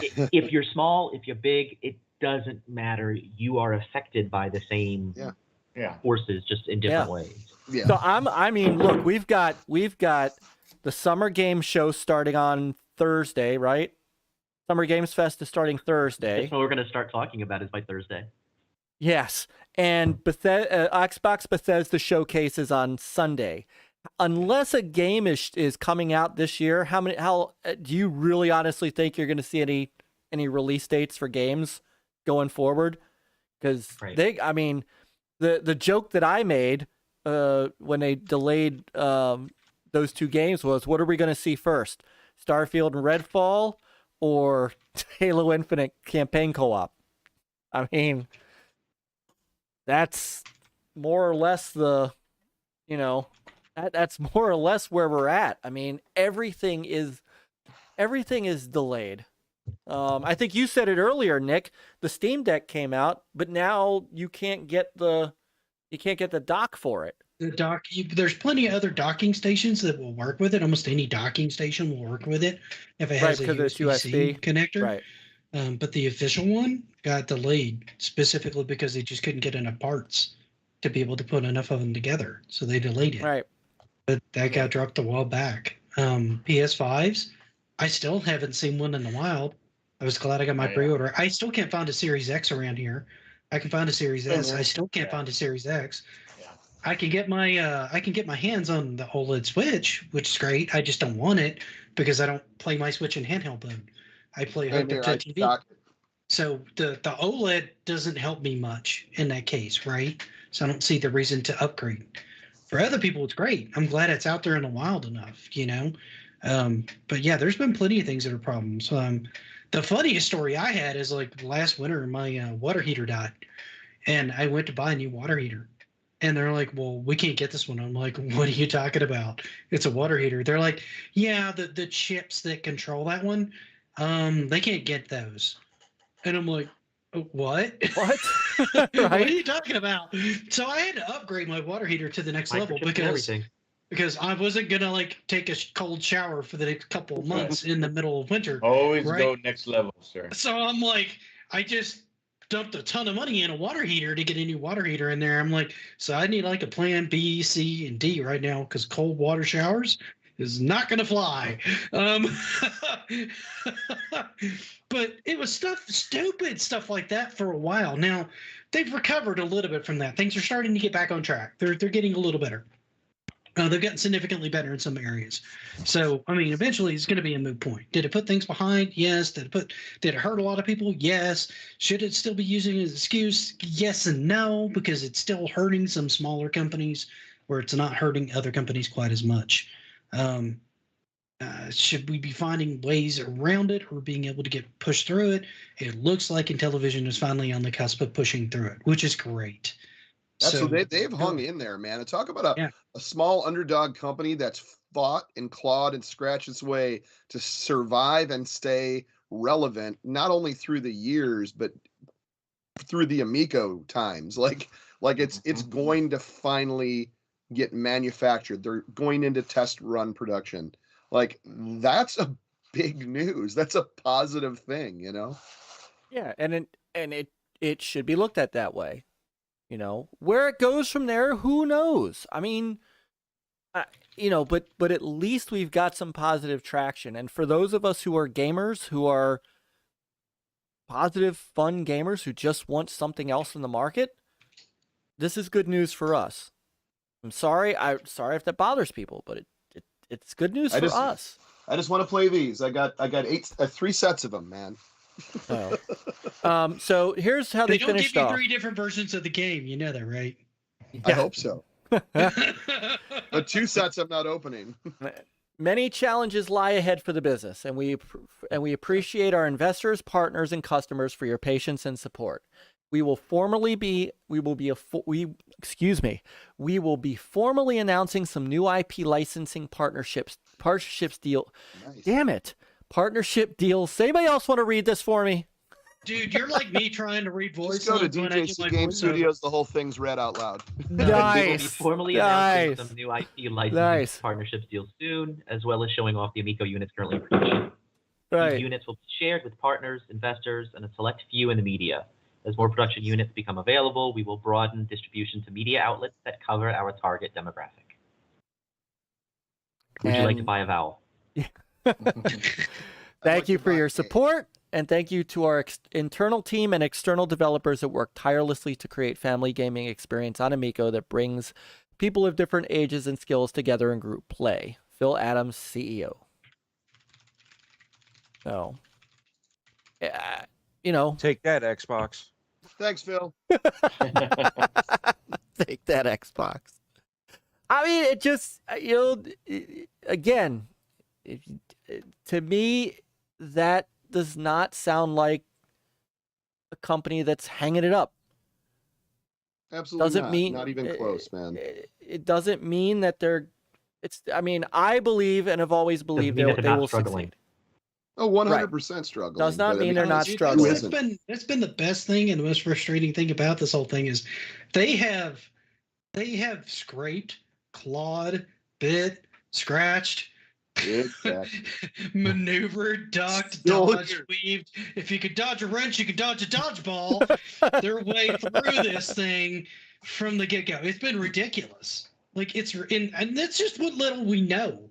Right? Yeah. There's all sorts of stuff that I know we don't know that they've run into. Oh, that would probably just have most people go, what? Yeah. And they're still here. It's crazy to me. They're awesome. still here. And they're still trying to put this thing out. And as long as they're trying to put it out,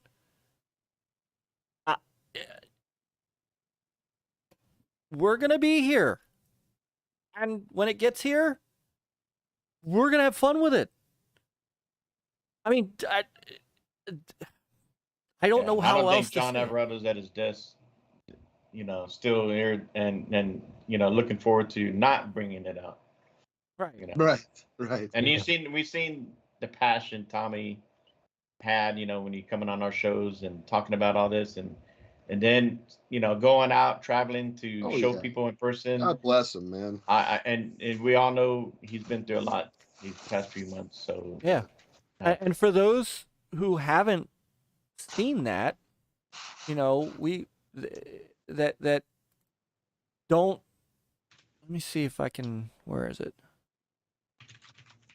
Oh Lord. Myke, are you looking for the mass? Masshole! I saw him. Sorry, I saw him. I saw brother Masshole. We love you, Mass. You know that. Where is? So I had. Here it is. I mean. Yes, TV's Hasslehoff, myself as well, and in my line of work, that's one of the things we do. So I would like to see the Amico in places like hospitals and child care units and. Adult facilities, assisted living facilities, where people who may be a little bit more intimidated about where's my props? Just grabbing a controller, you know, not everybody is going to be as familiar with this, but most everybody is familiar with the phone. And the fact that this is so similar to a phone gives it a potential that we haven't seen with a lot of other systems. So it would be interesting to see what they could do in those sorts of environments. Sorry, Myke, go ahead. No. I just wanted to, because there are people who haven't yet seen the video. I know a couple people that are our regulars haven't seen some of these videos yet because, admittedly, I mean, we don't talk about this unless there's news, right? So we might bring up the Amico here and there, but this is the first time we've had news in a while. So there's some people that haven't seen these videos of, like, Seth. I mean, there's Seth, and he's playing Finnegan Fox, and he's enjoying the crap out of it. Somebody has to reasonably tell me why I should turn on this thing, watching him smile and enjoy, right? Watching, where's this video? Where is it? By the way, are you guys going to talk about the whole Blizzard Immortal thing tonight? We can. Have you seen that? Have you seen the cost estimate to get fully geared on that? Oh, yet? no, I have not, but we can. Yeah, just write them a blank check, sir. You're very right. Blank check. Let's just say it's in the 6-figure range. That is insane. That is insane. I was pretty shocked when I heard that number. I was like, what? I mean, the game's pretty fun. The gameplay's fun. I've got it on my phone and I played it on the PC. It's pretty fun. I mean, it feels like a more restricted version of Diablo because you can't quite go everywhere you could in, like, say, Diablo 3 or Diablo 2. The areas aren't that big, but that's because it was designed with mobile in mind. Right. Yeah, so for those who haven't seen these, I have a couple of these. The kid on the right in the red shirt is Spencer. That's my youngest, and he's just playing Shark. And I've said this before, and I'll say it again. This is a kid that plays Hello Neighbor, that plays Minecraft, that plays Roblox when we let him, that plays. I mean, the kid has a Switch, right? He is not hurting for games. And look at his face. He's playing Shark, a simple ass shark run around and get the other sharks game, get the other fish game. And look at the smile on his face. So, Nick, I know to do that. Y'all were paid to do that, sir. That's right. but I, Nick, I get it. When you say, Myke, you could be a little bit nicer about saying you don't care about it, but the gist of my not caring about the trolls and the people who are, coming in and just going, oh, why do you have to like this? Why are you defending it? Well, because of him. Because this kid who plays all of these advanced games took to this and is enjoying it. And for the record, we saw this all day. This wasn't just Mike's kid. This was like most kids I filmed. I saw 50 and 60-year-olds. I watched two 40-plus-year-olds high five at, like, something that they pulled off. Like, it was a weird day to see people react that way. You look at the parents too, right? And you're like handing them over to the parents to play with their kids, and they're like, "Oh no, I can't." And next thing you know, they're playing with their kids, and their kids are like, "That was great. We were playing." Yeah. It's like it was so cool to see that the kid was excited that their parents were playing with them. Yeah. Even though they were, like, at first backing away, like, "Oh no, this is a kid's thing," and it's like, no, it's an everybody thing. And then you had grandparents back there playing, So, and these kids literally came up, picked up the controller, and immediately, didn't matter what orientation, they just knew how to play. Right. And that's one of the reasons a lot of us have kind of been solidified. The kid is concentrating. Yeah. That's one of the reasons we've been solidified in thinking that this thing can work if they can get it out the door. And that's been the most frustrating part for many of us. Absolutely. God, can you please get it out the door? Like, this was a year ago. The potential on everybody's face that I saw. It's there.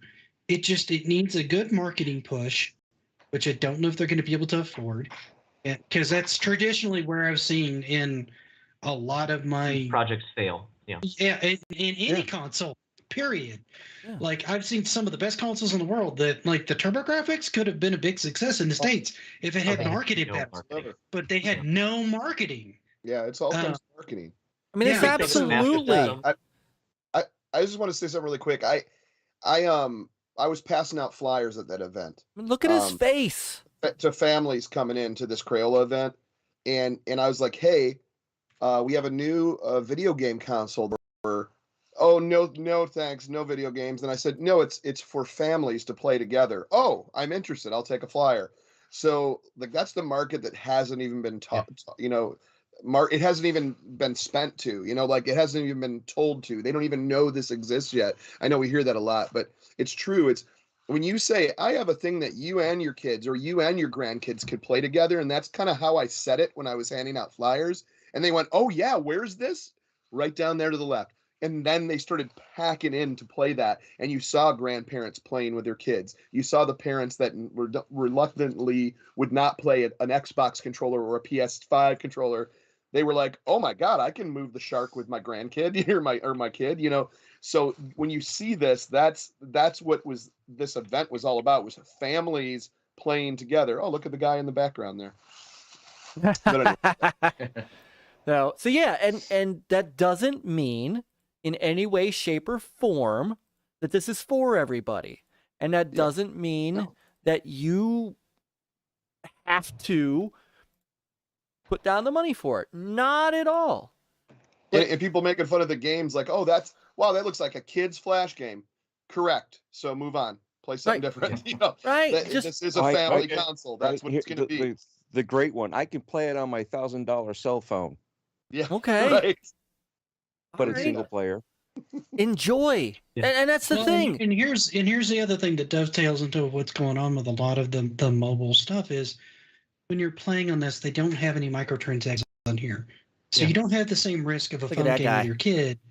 My kid's not giving me my daughter gave me the phone like 4 times today, just like here, because it's wanting her to purchase. And I already purchased no ads, but it's still there. So it's like, okay, she can't follow through, but she's still getting stuck because it wants to. Yep. It's just she likes to fill beakers and have a little unicorn topper on it and change colors and stuff. And she's like, it's the greatest game. Okay, whatever. But she enjoys it. And the fact that I can't get over that fact that DLC or ads, pay to play, are all kind of baked into the way a lot of these games are designed means I have to do a ton of homework to find the right kinds of games to play. And it's the same thing. It's a different thing with the Switch. With the Switch, there's a ton of stuff out there. There's too much stuff out there. And to find the right things that are really good and really easy, I don't have to explain when my in-laws come in, that's a different thing. And to have something like this that I could just hand it over just does not exist. And it's really excited to know or to think, if this comes so close and doesn't come out, we still don't have that question answered about like, well, if gaming is becoming more and more mainstream, but it could become even more mainstream. It could become even more a marriage of casual and console home gaming. Casual is one thing. Console home gaming is one thing. Steam and console gaming has kind of merged, but casual mobile gaming and console gaming are 2 complete separate beasts. And it'd be interesting to see what that looks like if they could kind of coexist and console gaming could be more for casuals as well as casual gaming more for console gamers. But it's just like it would look completely different from what the stuff is now. They could capture that, what the Wii did for families out there. You had all types of people playing the Wii. Well, and here's the other things that you brought up. The Wii. It was, right? Here's the other things that you brought up. The Wii. We're still feeling the after effects of what the Wii did in gaming, right? Yeah. You still had the Joy-Cons. You had the PlayStation Move controllers that still work with the PSVR. Yeah. You had the Kinect for a while. That kind of fell off. But you still have a lot of these residual ideas that moved forward, right? Yeah. And here you have another interesting idea with not only the controller design, the approach to the gameplay, the approach to developers, which we don't talk about often, but them being able to showcase and work with developers when they get back on their feet is a huge advantage to like indie developers and brand new developers. On top of that, disc potentially being another thing that could resound through various different generations as a new way of looking at, say, a D-pad moving forward, right? because we've tried a lot of different variations. So there's a lot of good things on this thing, which is another reason that I want to see it come out, because even if it's not like a massive whiz-bang success, there's enough ideas here that can help the industry move forward and maybe help it pivot in a less douchey direction. I mean, there's been so many things. It's my biggest problem with modern gaming, man. It's like I pay for the game, and then I've got to buy skins, and then you've got these packs, and then you've got this season thing, and then there's, you know, the major DLC season passes. I don't mind if you're going to give me a couple of expansions, right, for an existing game that I'm going to sit down and play. But that's not usually where it stops. You're going to sell me cat ears. You're going to sell me this helmet. You're going to sell me this color. There's a freaking gun skin in Valorant that's over $100. That's ridiculous. That is what we're looking at in modern gaming. Horse that armor. mentality needs to stop at some point. It's too expensive. It's too dangerous for parents who have kids that have their credit card. They can get them in huge financial debt, which happens daily because they're buying Roblox blocks and you know, season passes and skins and Fortnite and $100 guns and Valorant and wasting thousands of dollars on. I saw an article. This was years ago, back when the Smurfs game was there.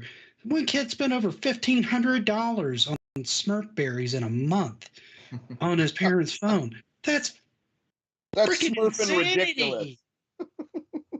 That kind of Kids and the stuff. Smurf berries. Like, something needs to come up. At least to it wasn't show a different snozberries. direction. They taste like snozberries. That snozberries taste like You can lick them. snozberries. They come in pairs.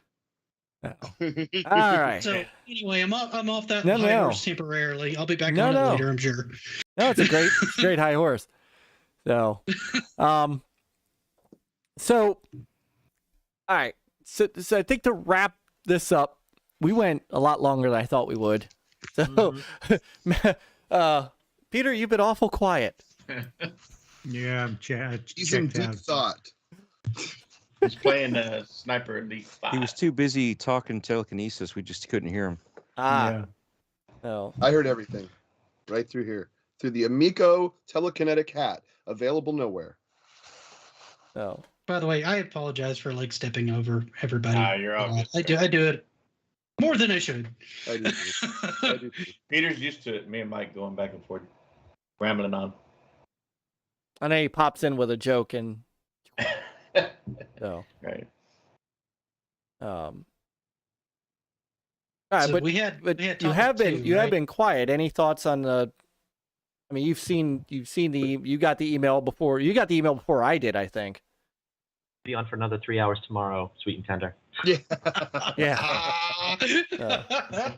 I'm gonna end up popping up on that one too. I'll be on for that one, guys. You guys are gonna need some backup on that one too. We need all the backup we can get, sir. Maybe Peter's a like, maybe a I've moderator. done my time.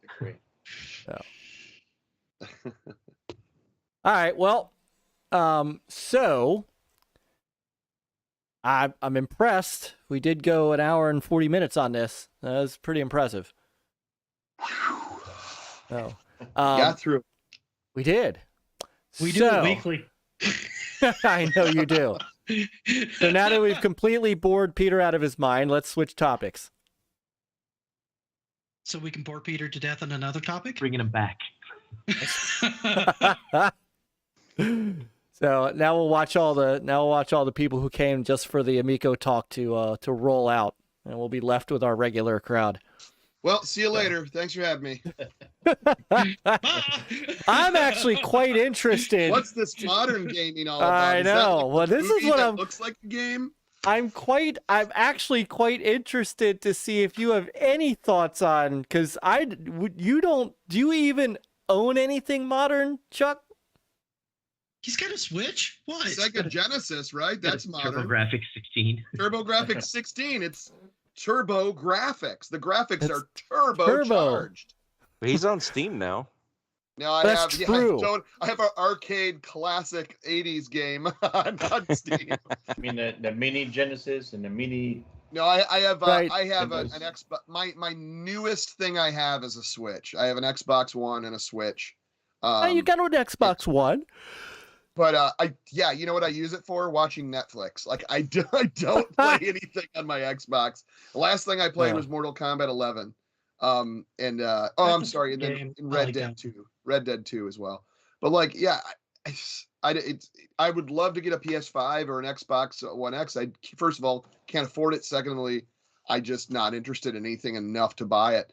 I'm more into the simple games, so thus the Amico and thus the Sega Genesis and the TurboGrafx and the 16-bit era. Like I'm into the retro stuff.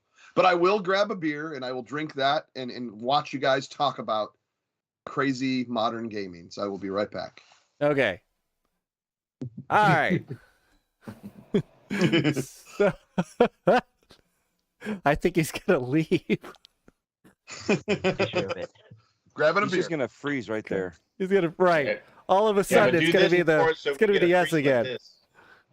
So When he comes back, it's just gonna be the flamingo. Yeah, that right. that's right. So, all right. So we've got a bunch of stuff going on, but of course we all know what the big thing is, and that is Sunday's Bethesda and Xbox Games Showcase. Before you go into anything, do your when you said Bethesda. Jesse, Nothing wrong with a little bush. Beer. Jesse, did we miss a second? Let me go. Peter, did we miss another super chat from Jesse? We got his first one. I don't think so. I haven't seen anything, but Better safe than sorry. You got to slip that bad boy on. I thought I only saw like one or two super chats. I'm scrolling up here. Yeah. Yeah, I saw membership and I saw his one super Yeah. chat. I mean, if we missed it, Jesse, we're sorry. Yeah. Let me. Do you guys have hold like on. an option to just those super chats for like a second on the chat things? Hold on. I can go and look. I can take a look over here.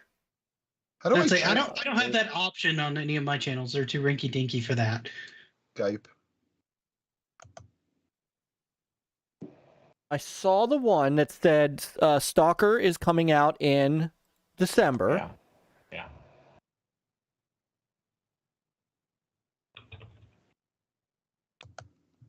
All right. If you sent another one, Jesse, just you don't redo the super chat. Just put what you put in a regular chat. Oh. Yes, Paul. Sunday showcase is so big they added one on Tuesday. So this came down the pike. They're doing 2 shows. They're doing their first show on Sunday, June 12th at 10 a.m. Pacific time, which is 11 a.m. your time, Nick. Oh, wow. Yeah. I might be up by 11.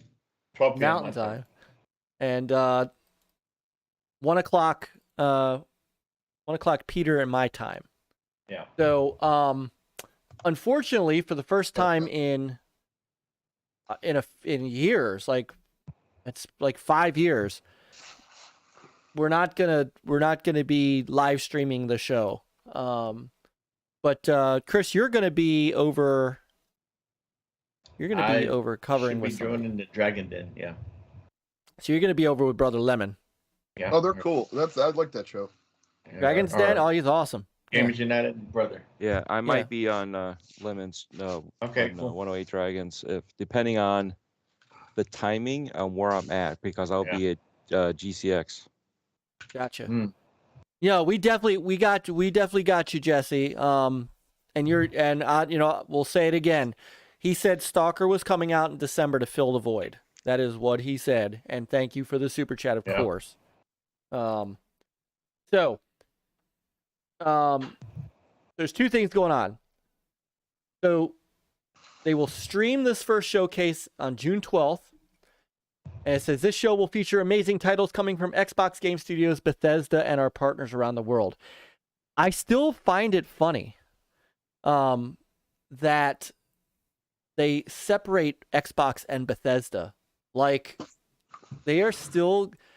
How much longer are they going to keep Bethesda listed as a separate kind of entity, or are they going to do that as well? Or are they just doing that? Is it just...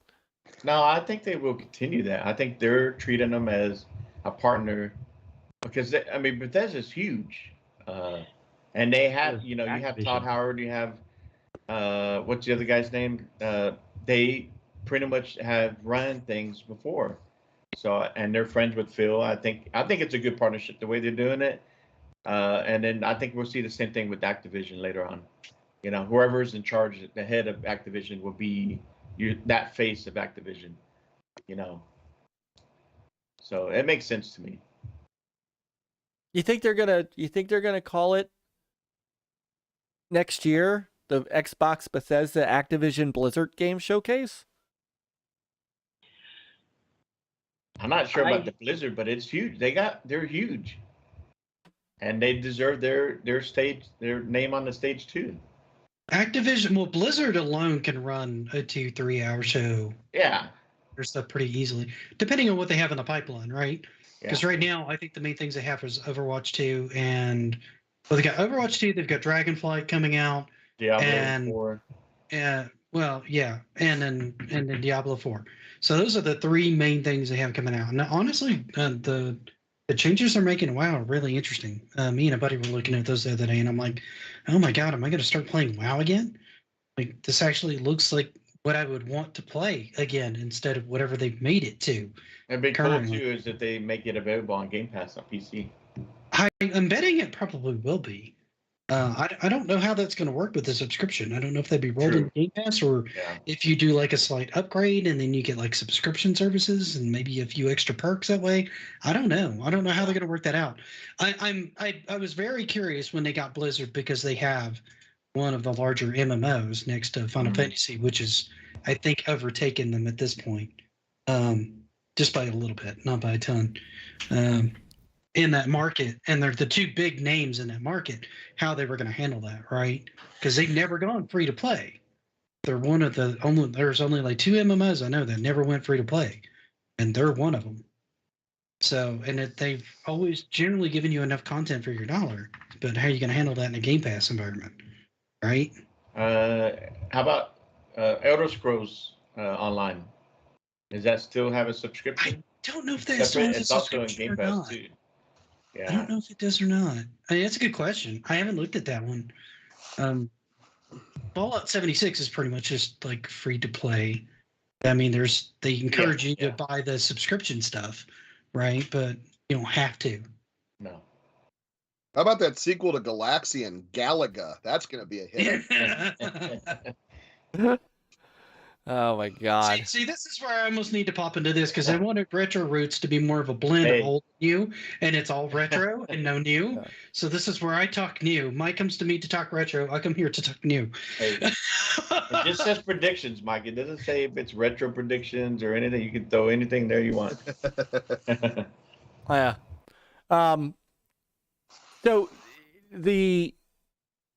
So Cerebral Paul said it might be part of their agreement.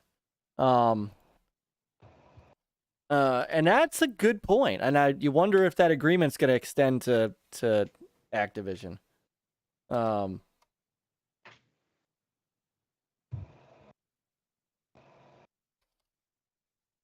what I wanted to do, though, so there's a couple things I wanted to do. One was to, let people know where our folks are going to be. But they're putting together now a second show that's going to be another 90 minutes where they're going to deep dive into some of the things they're going to show on Sunday. So what I want to see is, for those of you who do actually care, what do you want to see? What do we think we're going to see? And then I want like a crazy, I know other places do this, but I've always wanted to do this. I want a crazy prediction from you. Something just that no one's thinking is going to happen, but could happen in your mind. Here's one I want. I know it won't happen. There's no way in hell. KI 2. Ooh. Give me another Killer KI. Instinct. Give me another Killer Instinct. Get somebody who can take up where Iron Studios did a phenomenal job. Mm-hmm. That can take up that mantle and give me like more Killer Instinct. Ah. It's been Man, trending lately on. It Twitter, has. And Ed Boon did make an Elon Musk type tweet about an Xbox exclusive. I think he was just joking, but you never know. I don't really want a Mortal Kombat versus Killer Instinct unless you make it more Killer Instinct than Mortal Kombat. I don't want to see Killer Instinct have Mortal Kombat's combo system. It doesn't work for those characters. He could make it work, but I feel like they would be gutted too much. I feel like you'd get a lot more latitude if you went the other way with it. But you got to get somebody in there that understands KI as it is now, right? Which is probably one of the more complicated, nuanced fighting games as far as individual characters go that's on the market right now, which makes it kind of a step point of entry. But it's a lot of fun. And I think it deserves more love than it actually gets. I was shocked when they did. That's actually what made me buy an Xbox One, was the fact that hit on it. And I'm like, you're kidding me? Okay, you sold me an Xbox, because I wasn't going to buy this one until that came out. You ready for the doozy? Bring me the doozy, Dread. I'm waiting to hear something about Crimson Skies. Oh, I'd love that. Oh, I'd love that. That'd be great. Is that vampire one where the trailer? No. Crimson Skies. Old Xbox. Yeah, it's the OG Xbox. It's let me see if I've got it. Reminiscence of old school, like 1940s / futuristic flying game with planes and stuff and aerial combat. With the storyline. This was like Planes meets the Rocketeer. Yeah. It was really, really great game. It is backward compatible. It's worth going back and playing or picking up. Oh gosh, yes. The series quality of life on it is it kind of weak? Yeah, it's aged. Yeah, but it still holds up. It still holds up today. It holds up, but he said better than KOTOR. Take that back. Hey, get him off the show. Dude, you know I love KOTOR. But have you played it again since then? Yeah. Same here. And it's like, oh my God, I can't believe I love this so much. It should have just stayed nostalgic. We need, like this new one. We need this new one to bring it up to today's standards. Oh, yeah. A lot of those games back then, Dreamcast, Xbox, and PlayStation 2, even 64 had some jankiness, but that was also pretty much the first two generations of three-dimensional travel with these games and using 1/2 joysticks for controls. Camera controls were a new thing still. I mean, we all remember playing GoldenEye with the yellow directional as a D-pad / camera. Turok did that as well. Yep. Yeah. Turok was the first one I saw that did that. And I was like, wow, this works really well. But going back and trying to play it now is terrible. It's hard. I mean, it's really those are great games. They're great games. It's just the quality of life that we're used to now with the advancements and knowledge we have of camera control and character control. That's where we need to bring these games. That's why some of these games, I'm like, don't do any Xbox One or PlayStation 4. Don't remake those games. Go back further. Go back, to early 360 games, Xbox games, early PlayStation 3 games, PlayStation 2 games, PlayStation 1 games. I mean, Terras Kasi was one of my favorite fighting games. Bring that back. Urgies, another one of the first 3D games when it came to fighters in a 3D space. It was on the PlayStation. Bring those stuff back. I can't go with you on Terras Kasi. I've tried that. Oh God, I tried. I wanted to love it so bad. I couldn't. And Chris says to throw me out of here.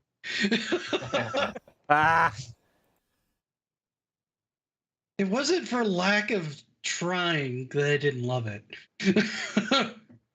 Yeah, but that was also the era of fighting games. There was so much competition when it came to fighting games. You had King of Fighter, and you had so many different versions of it. You had obviously Street Fighter and the variations of that, Mortal Kombat. You Fatal had Fury, one of Fatal my yeah, favorite. Fatal Fury. Yeah, I mean, you've got a big World resurgence of Heroes. fighting games coming out now. Yeah, and that's been why Killer Instinct needs to come out. I mean, Yeah. what was the other one? The one with the dinosaurs, Primal Rage. Primal Rage. Oh yeah. yeah, I got that You know? for the 3DO. I'd almost rather see Bloody Roar because of the transformation thing. I think that would be more fun. We can agree to disagree. I No, forgot. Rival Schools would be another one. But I mean, and that's the thing is back then there were so many different games. I named two that everybody's like, well, but that was the thing. It was also where they were at with all these games. That was the end thing. It's starting to make a resurgence, but it's only based on two franchises, really. No, you've had a new Guilty. You've had Guilty Gear Strive. Okay. Melty Blood, which is a new one that's come out. Okay. Blaze Blue had one in the last Uh-huh. couple of years. King of Mhm. Fighters just recently dropped one. Samurai I still Shodown don't hear much about it. dropped one. King of Fighters, it actually did really well when it first came out. You've also got your Mortal Kombat and your Street Fighter, but Those are there's the only been a two few. that After are still Brutal holding Calls up. of Fury, Cat Fighter. Yeah, I never owned that one.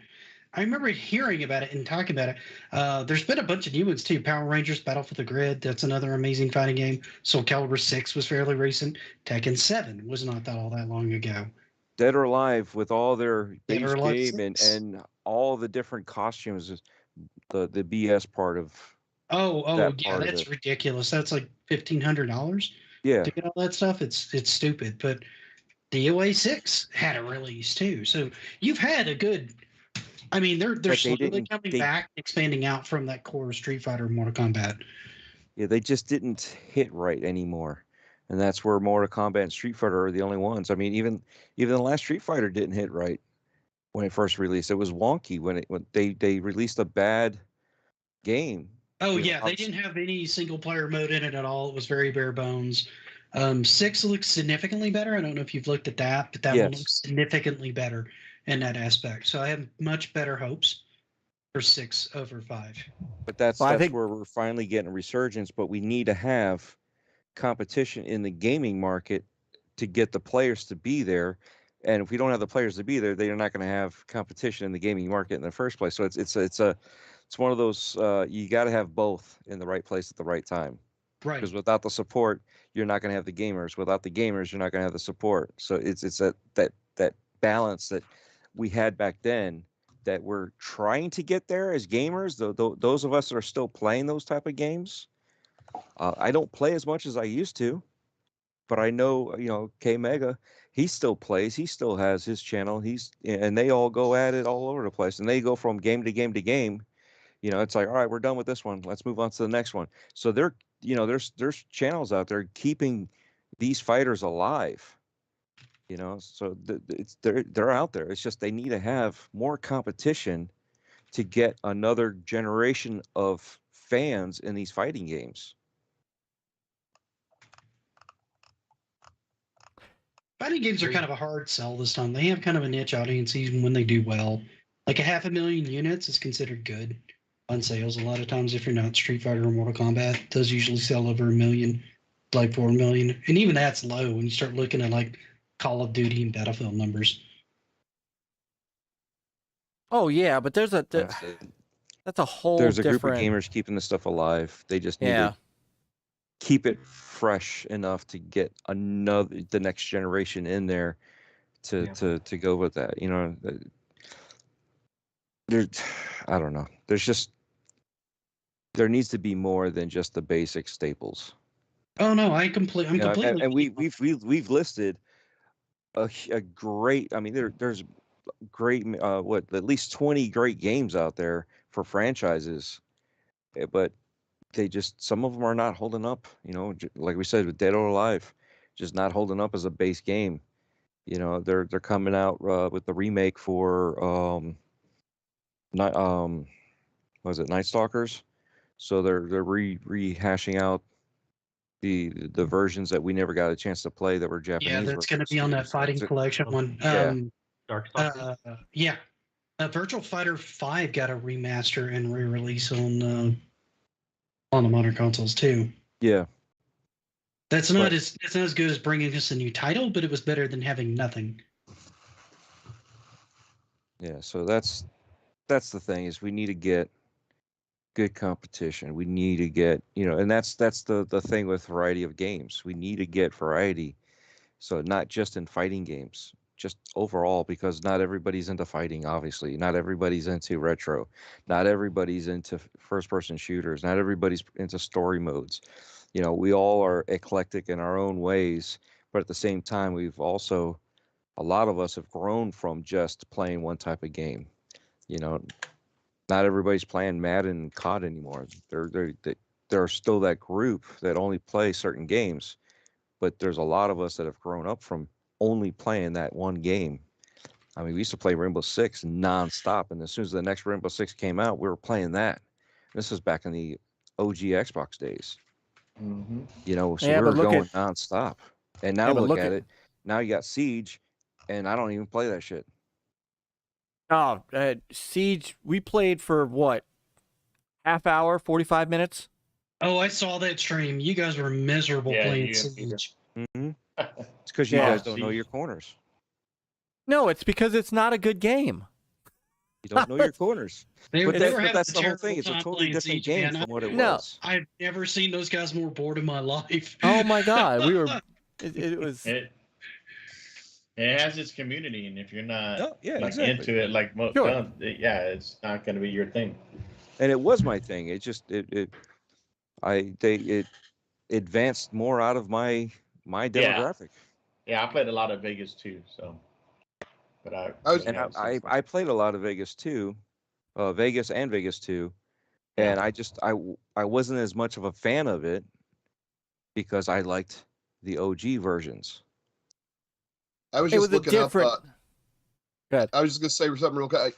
I was just looking up on eBay because I'm really big into recollecting Genesis right now, and I found, and I've mentioned this before, I'm a fan of Fatal Fury, the fighting games, but they have the Streets of Rage Fatal Fury crossover game where it's basically the Fatal Fury characters with Streets of Rage characters fighting on the Streets of Rage 2 turf. And it's a trilogy. There's like 3 different games. I'm thinking about buying all 3 of them because I've never owned those before. What are they called? I hadn't heard of those actually. It's called the Trilogy Crossover, Streets of Rage, Fatal Fury, and there's 3 of them. There's Streets of Rage and Fatal Fury 1, Streets of Rage, Fatal Fury 2, and then Streets of Rage, Fatal Fury 3. And they have like a whole trilogy for like that's like $130 or something, or they doing them like $50 a piece. But it's original Sega Genesis or Mega Drive cartridges. They're region free. All the subtitles and everything are in English, so it's like you can play them on either platform. But I never knew those existed as a kid. Was that a Japan only release originally? No, these are Genesis. Let me double check here. No, they're under the Genesis name. Huh. It's just, I just never seen that before. Now, what did I do with them? Oh, I put them in my cart. But yeah, I was like, oh my God, I got to get that. Yeah, no, they are under, wait, it says Sega. Yeah, it's the Sega Seal of Quality, Sega Genesis.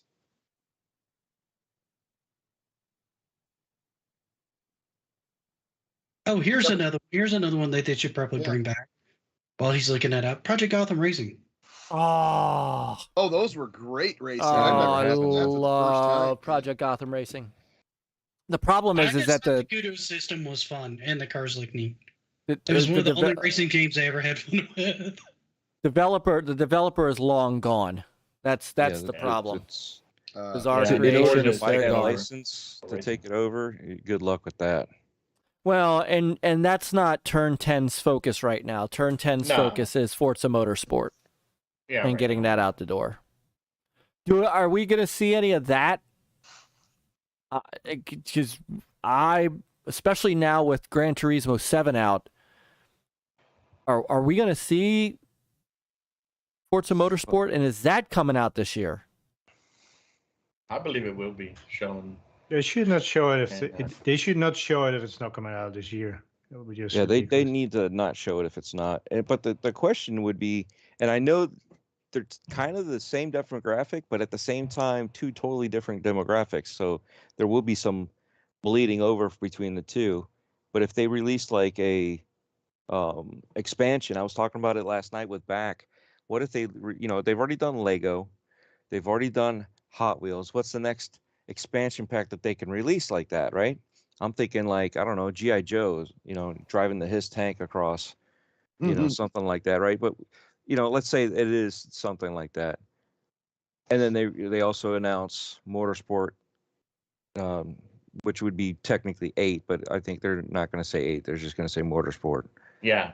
So that, you're going to have that conflict of interest between which game you're going to go after. But Game Pass, they're both in Game Pass. It won't matter. You just play what you want at that time. But right when you're looking at trying to promote numbers, you want as many of those people that are in the racers into that one game to be able to say, hey, look, this expansion did this number, or the new game did this number. You don't want to filter out and divide the two, because you're not going to be able to. That's part of the marketing. I have a feeling Motorsport will be announced and will come out. I think this is the perfect time for it. It's been in development for a while. They've been quiet. I think this is the perfect year for it to come out. I don't think next year. I mean, if it wants to come out next year, when? I mean, they already, Starfield and Redfall next year early. I guess if it does come out next year, it's come out. What Motorsport normally comes out with August, September. I think maybe even October. But even then, I just think it'd be perfect if it came out this year. Well, what if you're right? What if they do it in, at the end of the year, right? And during this Sunday they say, hey, here's Forza Horizon's expansion next week. There's your drop there, and now you've given enough time for everybody to get into that part of the expansion and finish it, or at least get a good majority of the meat out of it before Forza Motorsport comes out, and then you shift them over there.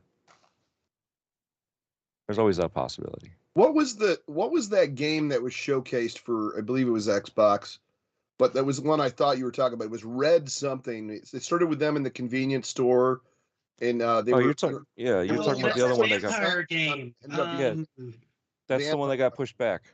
Redfall. Yeah, that one looks really good. That looks Redfall, like a good Redfall, yeah. But we haven't seen gameplay. We've only seen the cinematics. That's the I kind of want that to be a Left 4 Dead style thing, only with like vampires instead of zombies. But it looks like it's PvP though.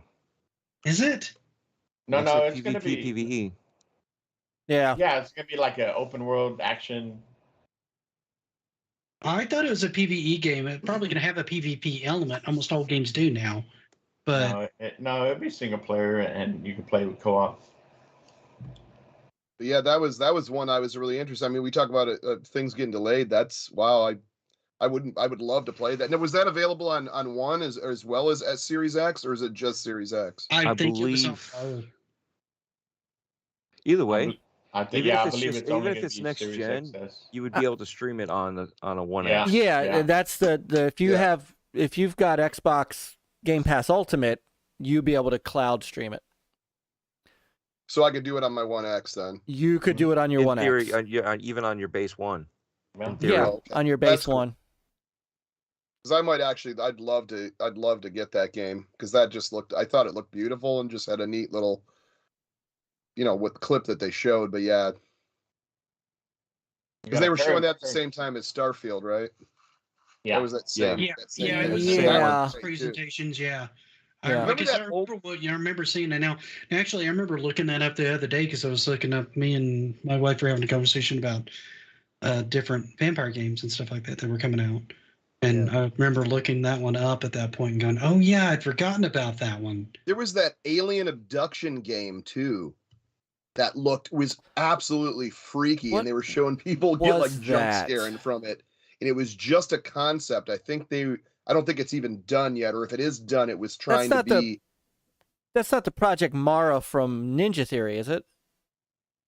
No, it was like different. actual like old school gray aliens coming to get you, and you're basically with the flashlight looking through the house, and all of a sudden the spaceship comes and you jump into a car and these aliens pop up and grab you, and that was like the end of the test. Like you were able to play that into it, and it was like either I can't remember if it was a crowdfunded one or if it was one that was coming out as a limited edition or something. But I never heard more about it. But a bunch of YouTube. I don't remember that one at all. I'm Yeah. Like last year. Like it sounds neat. fall. It's that, yeah, it does.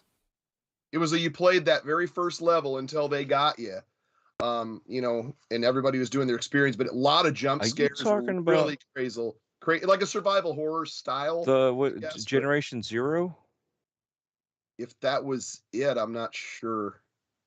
It's one I just completely forgot about until you guys were just talking about new stuff. Generation Zero. I'm trying to think. Oh, I don't think that's it, because Generation Zero's got robots. It's not yeah, aliens. That's yeah. This is like old I thought about picking that one up because it looked kind of neat. You know, but it's like you're basically just looking through the house, and then you hear like you see lights outside. You're in this farmhouse, and it's really creepy. You're down in like the cellar, then you come out. You know, and everybody played it differently, but it was only up to a certain point where you saw the ship coming, and you jumped into this car, and you're trying to start it, and all the car stalls out, and then they just show up in the windows and grab you like out of nowhere, and everybody's like, I think I know the one you're talking about. It's called Here They Are, Alien Abduction Horror. That probably sounds more like it. That's what this, because I'm seeing it on Steam now. So it's on Steam. The demo, and it's got a planned release date of 2022. Yeah, so I was thinking that would be coming out, but I didn't. They are here. Yeah, they are here. Hold on. Like I got it. Hang on. Does it look like this, Chuck? Let me. Where the hell? It was a creepy looking game, and I was like, dude, I want to get that game. Alien Abduction. I thought maybe DJC you're recalling something that happened to you in the past, and you just see me start thinking it. You're thinking it was a game, but it really did happen to you. All right, Chuck, is this it? Yes, this looks like it, man. Yeah, that's it. This is it for sure. Yeah, you look around, you see all like there's someone was collecting all this info. Yeah, it's so creepy. This needs a VR mode, actually. Oh my god, this would be terrifying. This needs a VR mode.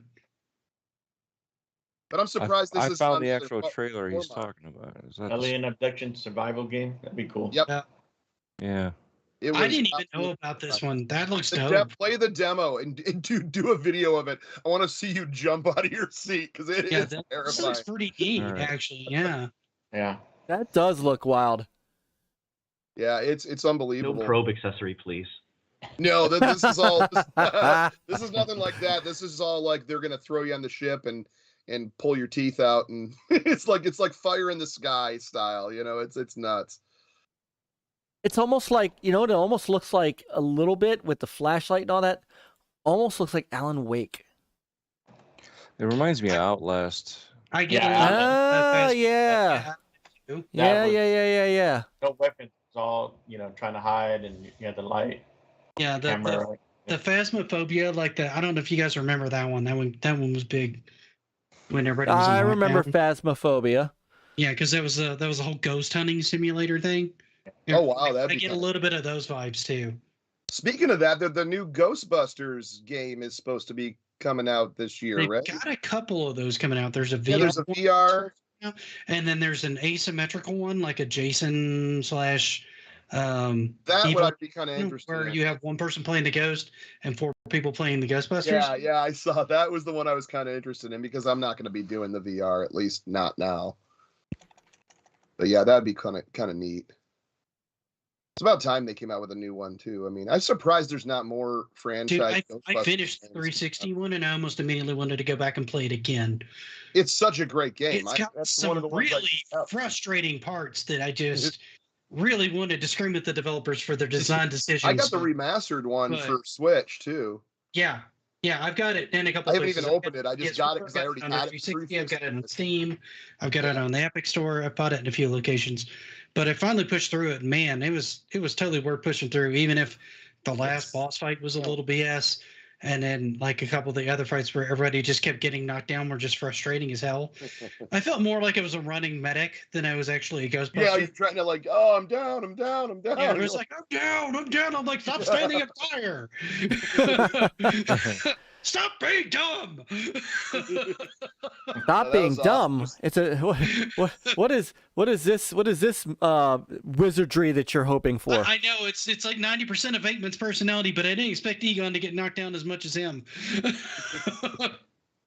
Yeah, and just like the whole gargoyles, fighting the gargoyles in the streets as the Stay Puffs walk in. Once I got used to that, that really wasn't that hard. But that was like that's a big difficulty fight when you first get there.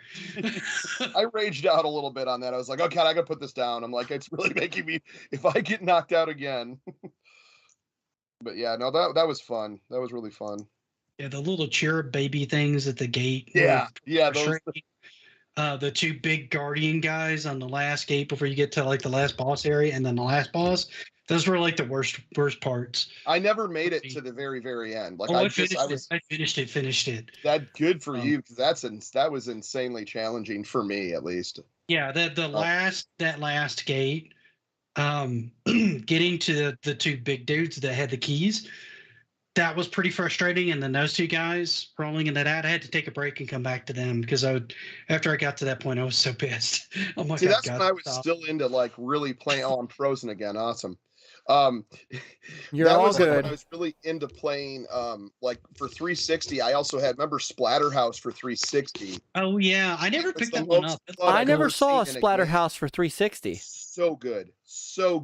Like, I wish they would have continued with that franchise. And then you unlock the other 3 16-bit games. But this one, the story was great. The graphics were great. The whole blood meter thing and filling up. After you sliced up somebody, you had to, like, draw their blood out like a demon and just sucked it into then you were able to become this beast and with like these big slashers, and it was just all the more blood you spilled, and I just thought that was amazing. I love the look on my face right there, how I froze. But yeah, no, that was one of my favorites too. Like, I wish that they would come and bring something like that to like Xbox One X or PS5 just to bring that franchise back. I mean, that's Namco. You'd think they'd do something with that at this point. You know, it's been 10 years. You know. Okay. You want to talk about a throwback, about something that they need to bring back, and technically they never brought it out. Demonic. Oh my God! You're talking about Grandma's Boy. Yeah, baby. I vaguely remember hearing it Demonic, but I don't remember ever seeing that much on it. They put it in the movie. Yeah, and that was too. One of the key games in the movie. But yeah, it was really cool because you get to. Dealers are bad. You get to be the demon, and you get to possess. You get to do all this stuff, torture these people. Telekinesis power, or whatever. Yeah. Yeah. So there was a lot of stuff you could do. That looked amazing. It looked amazing. Imagine like a rebirth of this on Unreal Engine. I would buy that day one. Right. The game could suck, and I'd be buying it. I would just want that on my shelf in general, let alone just play it. Yeah. There was another one on the 360 that I remember really enjoying, and I'm trying to remember the name of it.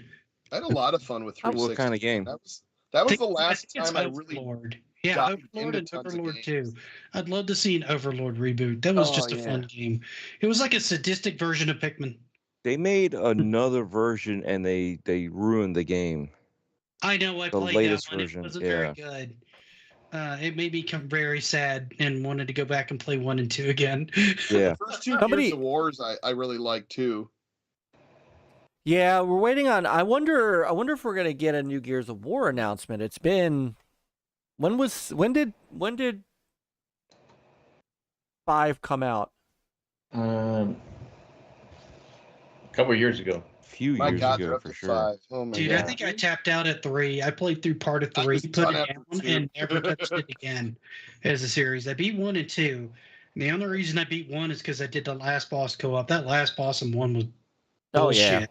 Is that when you go on the train? Yes, he was. Yeah, Shit. I beat that. Ended up beating it online. It was my first ever online 2019 experience because I didn't plug anything in. So the guy's like, "Are you plugged in? Do you have a mic?" And I'm like, "I don't. What? Huh?" And he's like, "Just follow me." And then like that's how I beat that last stage. Was with someone online, but. That was an epic game for the time. I mean, think about it. Like, remember just how the running was and how hiding and just everything was fantastic. It was a little more, to me, it was more open. I don't want to say, it's not open world because you can only you had to do the missions and complete them, but it wasn't like as unforgiving as like Call of Duty. It was more or less you were able to do different things to complete what you needed to do, Yeah. It was based more off of Uncharted, which operated with the same kind of cover system. There is talk of a Gears kind of like another remaster, like they did the first one. Like a So I'm not sure if it's Marcus Phoenix collection. Right, I've been hearing that some kind of remaster for Gears. I want Gears 6. I mean, they're it's still kind of early. It's been 3 years. They're still working on new IP or something like that now before they even get to 6. Yeah. Oh, I'm Coalition wondering if is? it has anything to do with Matrix because of the demo that they use. I mean, they did the Matrix demo. That's right. So I was wondering if there's something more to that other than just making a Matrix demo. Well, they could be working on another IP, but I'm sure they've been working on Gears 6, and that's closer to be coming out at any other new IP they're working on. But what is Rare working on anyway? Didn't they have like a new IP past Sea of Thieves they were working on? Yeah, they it's called did Everwild. Everwild. Yeah. Wasn't there there's a new GTA coming out what was it, next year or later this year? I thought. Oh, not this year. At least for talk about it. I didn't see anything. GTA 6 remastered for the Who knows? 25. I'm done with the remasters. Dude, give us a new one. They're still supporting, GTA 5 online. They're just going to keep adding a 5 on there. I heard rumors about 6 like you did, but I don't think they admitted that they're working on.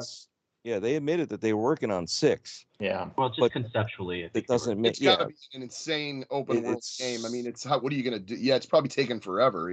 5 is still their moneymaker. Yeah, right. Yeah, was that 2077? Yeah. Yeah, somebody said 2026 and Rab said 2027. Close enough.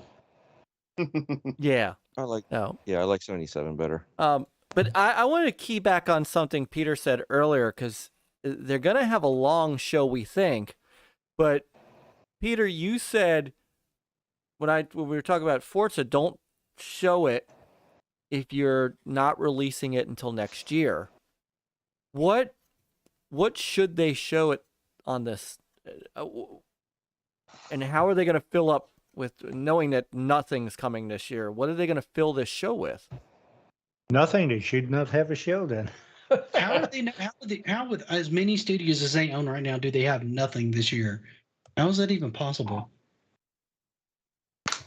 Great question. Take a while to develop. Did you see? Compulsion Games just updated their website. Yeah. If they're they have smaller stuff, they just don't have anything big and exclusive. I was about to say, I'm not bagging on Xbox. This is not the platform to do that. No. Have you not heard our show in the last 2 months? You got Deathloop coming out. That hasn't been announced. Well, that probably it will be. Give it a couple more days. You think they're going to announce? Yeah, if it's going to come on Xbox Game Pass, I'm sure they're bringing it. It'll be a quick one. Yeah. It'll be like, Deathloop, Xbox Game Pass. Move on. Available now. Yeah. Yeah, I think they'll have like some stuff from their existing library that are going to drop, like bigger name stuff that they're going to drop on there that isn't on there that people are chomping at the bit for. And they'll announce that for jumping on Game Pass, right? The hype Game Pass. They should have something for this year, though. You would think they would have a couple of new IPs and stuff that'd be hitting Game Pass like day one. Well, they said the new Madden game is going to be in Game Pass day one. Right, Dre? Yeah, somebody That's been said that. confirmed? I'm glad for that for people who like Madden, but Well, you'll they- never sell me on Madden. I'm just not a sports game guy for the most part. I mean, it's great for people who are. I mean, they took it down real fast though, so it is out there saying that yeah. day one. Typically, when that happens, it's happening, and they just Yeah. jump the gun. But like somebody who I follow swears that Avowed is coming this year, and I can't see that. They haven't shown anything. No, I can't see that. I can see them showing more. That wasn't Bethesda. That was Obsidian, right? Avowed is Obsidian. Yeah. The only one that we've actually seen actual gameplay Hellblade is 2. Hellblade. Yeah. Yep. I can see that coming up next year, So later in the year. maybe that one gets pushed forward. Well, I think it's on track to come out next year for the fall. The smartest thing that Microsoft can do is to give these people the time they need to bring these things out. There's been too many debacles lately of games coming out half-baked, straight up broken, looking at you, Cyberpunk 2077. All right. That, eventually start to come around and become a solid game, but they're so broken when they launch that they probably shouldn't have launched. All right. Well, you guys are going to make me say it. I didn't want to say it, but you didn't hear it from me. Say it. Sorry, Aaron. But Bleeding Edge 2 is coming out. Just remember, Dreadpool said it. Dude, Dreadpool, the guy in the middle right. But that's not the Globetrotters. That's the code name Project Mara. Is that the Bleeding Edge 2? Yeah. Whoa. Watch that talk. There's ladies here. Oh, sorry. Yeah. I think we're gonna hear something from pretty much majority of their studios. I think Compulsion's finally gonna reveal theirs. I think 343. I'm hoping they will show DLC of a new story, like the Endless, and then show that, and then say co-op is coming out with that DLC. Available now. That's a possibility. I think Hellblade 2, they're going to show more of that, and I think they're going to give, say next year, fall, whatever. I think they're going to be careful about giving actual dates. I think, you're seeing more of, 23 fall, 23 summer. I know Redfall said summer, but, honestly, I mean, I wasn't really counting on that one coming out because we just heard about it, the following year, right? But I think majority of their studio, I think Obsidian, of course they have Avowed, but they're also working on Outer Worlds too. They are. And I can't imagine that one being too long, because the first, Outer Worlds, the first one had it was a good game. They got a lot there to build on, so I'm sure they're using a lot of the same assets. I had a lot of fun with Outer Worlds. Yeah, it's a great Probably game. the closest to a Bethesda game that I've actually really gotten into and enjoyed. Because most of the games like Fallout 3, I struggled to get into. Fallout 4, I struggled to get into. Yeah. Never even touched Skyrim. Never even touched Oblivion. So most of Bethesda's library, everybody gets super excited, and I'm like, not really for me. This one though hooked me. Me and a buddy played through it together, and we had a blast. So I'm really looking forward to a second one of those. I think I know Parent Plug in chat was talking about Sea of Thieves. I'm sure we'll get something on Sea of Thieves DLC, Minecraft with Mojang, Perfect Dark. I don't see that coming out till 24. So I know Peter, he doesn't want to see. I kind of agree. If it's not coming out for a couple years, I don't think they should show anything. They could save it for next year. Yeah, is there outside of just a name that's coming out? Yeah. Don't bother. Part of me for not knowing, but is Perfect Dark ever since N64 series come out with anything recent on current consoles? They had a 360 release. 360. Yeah, they had a 360. The last one was a But 360. I mean, nothing current recently, like in the They- past, like, They announced it. They announced compatibility. Yeah, Yeah. they No, announced it for the Series X. okay, that would be interesting. I would love to see that. Yeah. That's But the it's- first new title since the 360. Yeah. Okay. It's going. Yeah, for Perfect Dark, yeah. Yeah. The development studio is going through a little bit of an issue at the moment, so we're not quite sure where they are with the game. But it's they still announced it. They announced it in The Game Awards show Okay. 2 years ago.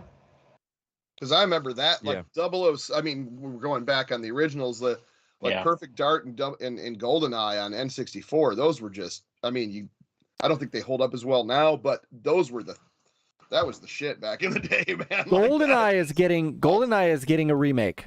And I've heard rumors about that, but there's been no official announcement, but tons of scuttlebutt pointing directly at it, right? When Yeah, you have like- achievements. yeah, somebody got to look at the achievement list. Yeah. So that could be a shadow drop. Like Massel was talking about a couple shadow drops. I think that could be one of those, and it's available in Game Pass today. Yep. I think we're going to get a couple good surprises on Game Pass, which it seemed like Madden leaked. But I'm thinking we're going to get a couple more. Yeah. I mean, They- Nintendo owes Microsoft Think a about, couple. think about that, though, right? You had MLB in Game Pass. Mm-hmm. Now you got Madden in Game Pass. It seems like they're starting to pick off the sports because they've been lacking there. So Yeah. And Yeah, I agree with that. Microsoft has a good relationship with NFL, with their Surface Pros and stuff like that. So Yep. maybe they, that kind of. Well, it's not so much the NFL. They have a really good relationship know. with EA. Yeah. Well, they do. Yeah. No. great. They- Now we're gonna blame. The Shuffleboard Association too. Well, I mean, they've definitely got. The American Cornhole League is a big one. They have to have an insane relationship with EA because I mean they've got most of the EA Origin stuff starting to pop up on Game Pass as just part of Game Pass. Yep. Well, That's the only people I've ever seen been able to get EA to like release their stranglehold on that because they were really pushing Origins for everything for a while, and that service was, God, if you think the Epic Store is bad, just go look at Origins. That thing was. Yeah, the fact that they put that stuff in Game Pass. So one announcement that I think they could make, Ubisoft announced the Ubisoft Plus was going to come to Xbox and PlayStation, but the speculation was that they could mesh that with Game Pass like EA did. Mm-hmm. That would be a hell of an announcement. Yeah. I Yeah, mean- because I know there was talk of Ubisoft maybe getting acquired, but that doesn't seem likely. They want to stay independent. But I think them doing a deal like that with Xbox and even PlayStation to be on, would work out, especially with their older IP. Yeah. And yeah, Paul's right. Madden won't drop until August, September. Probably August. Well, yeah. That's when Madden drops. Yeah. But whether or not it will be day one on Game Pass is a whole separate issue. So, Yeah, that's the rumor, allegedly. but to Nick's point, they got a lot of studios, and they're gonna have to it's been even longer since we've heard about State of Decay 3. They're gonna. They just announced that last year at the Game Awards. No, Right? That was last year, wasn't it? Not State of Decay 3. State of Decay 3 was, hold on, let me look. It was not last year. Let's see. Was it? They didn't show it at the same time as Perfect Dark. It was revealed during the July 2020 Xbox Game Showcase. Okay. So it'll be 2 years. Yeah. Still early though, because you got to remember too that some of these, like Ninja Theory, Undead Labs, they're using Unreal Engine 5. So officially Unreal Engine 5 didn't release until this year. So they may have been working on it last year and as Unreal Engine 4, and then they're gonna then once it's officially released, then you upgrade it over. So it's like Nick said, these studios, Xbox and Phil wants to give these studios the time they need to get these games out right. You don't want a disaster issue with Cyberpunk, which I enjoyed Cyberpunk when it came out. I didn't really have much issue with it. I played through the campaign. Could have used another year, sure. But that whole PR, the optics of it, it was a disaster. And I don't think no gaming industry wants to deal with that publisher like that. So I'm okay with some of these cooking. I think, we're not going to get Starfield this fall and Redfall, but they're saying early next year. I'm okay with that. I think, like I said, I think Hellblade 2 next year. We also got Fable in work, the new Fable, but I don't see that until 24, 25. See, I wouldn't mind seeing a little more footage on Fable if they had it, because you didn't even see like any characters. You just saw the name and like that one little pixie thing, and it was it. Yeah. So seeing a little bit on that, I wouldn't. If the studio has enough content there to put something together, I think they could show that. I think that's the thing. If Xbox is helping support these studios, they got the money to find time to put something together to show for the show, then I think we'll see something. But the ones that are like 2 years out, you may get a little bit more of a teaser. Like Hellblade 2, they showed more of that this last time, a little bit more gameplay. But they've been gradually building up to that. Yeah. So that's why I feel like they're the closest one to come out, but not till next year. Yeah, I was just thinking with all these studios, they've got to have somebody that's got something close to being, fully cooked, right? Because there's a lot of studios that they've gotten. No, there is. Warhammer. Yeah. Oh yeah, I forgot about Warhammer. Games on the cusp of coming out. What's the new one? What's the new Warhammer game? They kind of been all the rage lately. There's like 3 or 4 of them. Yeah, 44,000 or whatever. Yeah. 40,000. It's a space one. With the aliens. That one looked cool. I saw the trailer for that. I've never really been into. Well, we did Vermintide, which is. Yeah. Vermintide felt a little shallow to me. I mean, I played it for a bit, but the depth of the gameplay in that one was a little on the shallow side for me, I thought, for what they were going for. Yeah. Yeah. What about I know y'all are talking about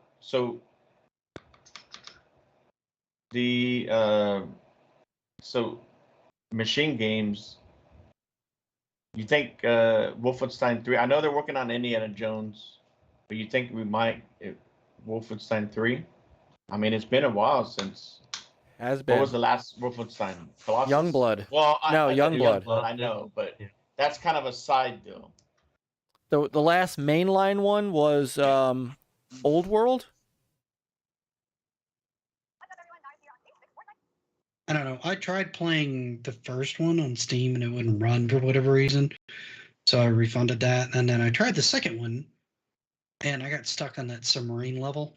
And I thought that was like the most ridiculously conceived level ever. I'm like, how are there like 100 freaking Nazis in the belly of this thing that nobody knew about? New Colossus. Like the 1983 one? No, I'm talking. I know. This was like the rebooted series. The original Wolfenstein, I remember enjoying, but I don't think I ever beat it. So the last. At the very end's the guy with the huge super guns and the giant bulletproof vest. Yes. He comes out like with 2 guns coming at you. Mecha Hitler with 2 machine guns. Yeah. I remember beating it. I had it for. God, what did I play that on? I played it on a PC at one of the paint stores I worked at. They had it on their color matching PC. And nice. This was like mid 90s, 95, 96 or something like that. And then I also had it for 3DO. I have which is almost a perfect translation of it. I need to go back there and try to play that one again if I can find a version of it that'll run. So the last to beat that one. The last mainline Wolfenstein game was the new Colossus in 2017. But yeah, they're due. We're due. And if they're close for something like that, I don't. That'd be a hell of an announcement. I would if they decided to drop that this year, but that could be a next year type deal. I would I love feel to. like that's a good point. They need to bring out some new IPs, man. We need to see some new stuff. Like Sea of Thieves was a good idea to bring out and stuff like that. But we need some more new stuff. Well, they're working on Everwild. That's a new IP. Yeah. They need to figure out what they're doing with it. Well, yeah. But hopefully they'll work on it. I mean, we're getting new stuff. It's just few and far between, and so much of the big games are being devoted to sequels and remakes. You got to remember too, a lot of these that's guaranteed money. Guaranteed money. Already launched. Yeah, it's the safe bet. Yeah, they've already launched stuff in 2020, 2019. So we can't really expect. It's too soon to expect something from majority of these studios. I mean, Compulsion is due for sure, but. Yeah, they were wrapping up their other contracts in like 2019 and 2020. Yeah. So they're We Happy Few was We Happy My worry Few is was like 2023 is going to be so full that they're going to like delay stuff just because they don't want to like release 5 games in the same week and watch them. Yeah, there is the scheduling issue. You need to put them like a month or so apart because you got to you got to get the metrics in for the one game. Let people kind of get through it, see when things start to taper off, and then drop something else new. And especially with most of them being on Game Pass, because you don't want to cannibalize your audience on Game Pass. Yeah, Phil had always talked about having one game per quarter for Xbox. That's been his desire. That could happen the next couple of years. Right. Where they may, better position to do that. Double Fine, they're working on a couple games. But it may be too soon for them to announce anything with them. It's just funny how a lot of these studios have 2 and 3 teams going on games. Yeah, they're being able to hire more people. They got the funding now. Grounded. When they release these games, they'll have another game already in process. Oh yeah. Especially like Obsidian. I mean, they've grown a lot. Yeah. And I think they're going to release the full version of Grounded this year, aren't they? I think so. Something that's already been kind of on their I know schedule. They reposted about it again. Mm-hmm. I hadn't really paid attention this time around. But I agree with Nick. If some of these studios are working on new IP, I know the Xbox Publishing is working with Avalanche. Contraband is a new IP. We don't know. They just announced that last year also, right? In July. We don't know how far that is. That's a year out. That's a year. Yeah. See, those are the kind of ones that you can kind of trickle a little bit of data out here and there to kind of like show some progress, right? Yeah, if the studio is ready to, Yeah, you don't really need to build a huge hype train, and those are the ones, new IPs especially, you don't want to push out too early, right? Yeah. Because you could kill the entire franchise right then and there if you do a bad launch on the first title. So you have to make sure that those are more or less bulletproof when they launch, the best you can. Right? There's also Dusk Falls. I don't know too much about that. You Dread? Yeah, have you heard anything on that? No, I haven't. But I've heard that's one game that's supposedly in work. Somebody working on it. But what about ID Software? We had Doom Eternal in 20, so that might maybe a little too soon. Yeah. Yeah, well, they did that, and then they did expansions on that too, that they dropped. Yeah.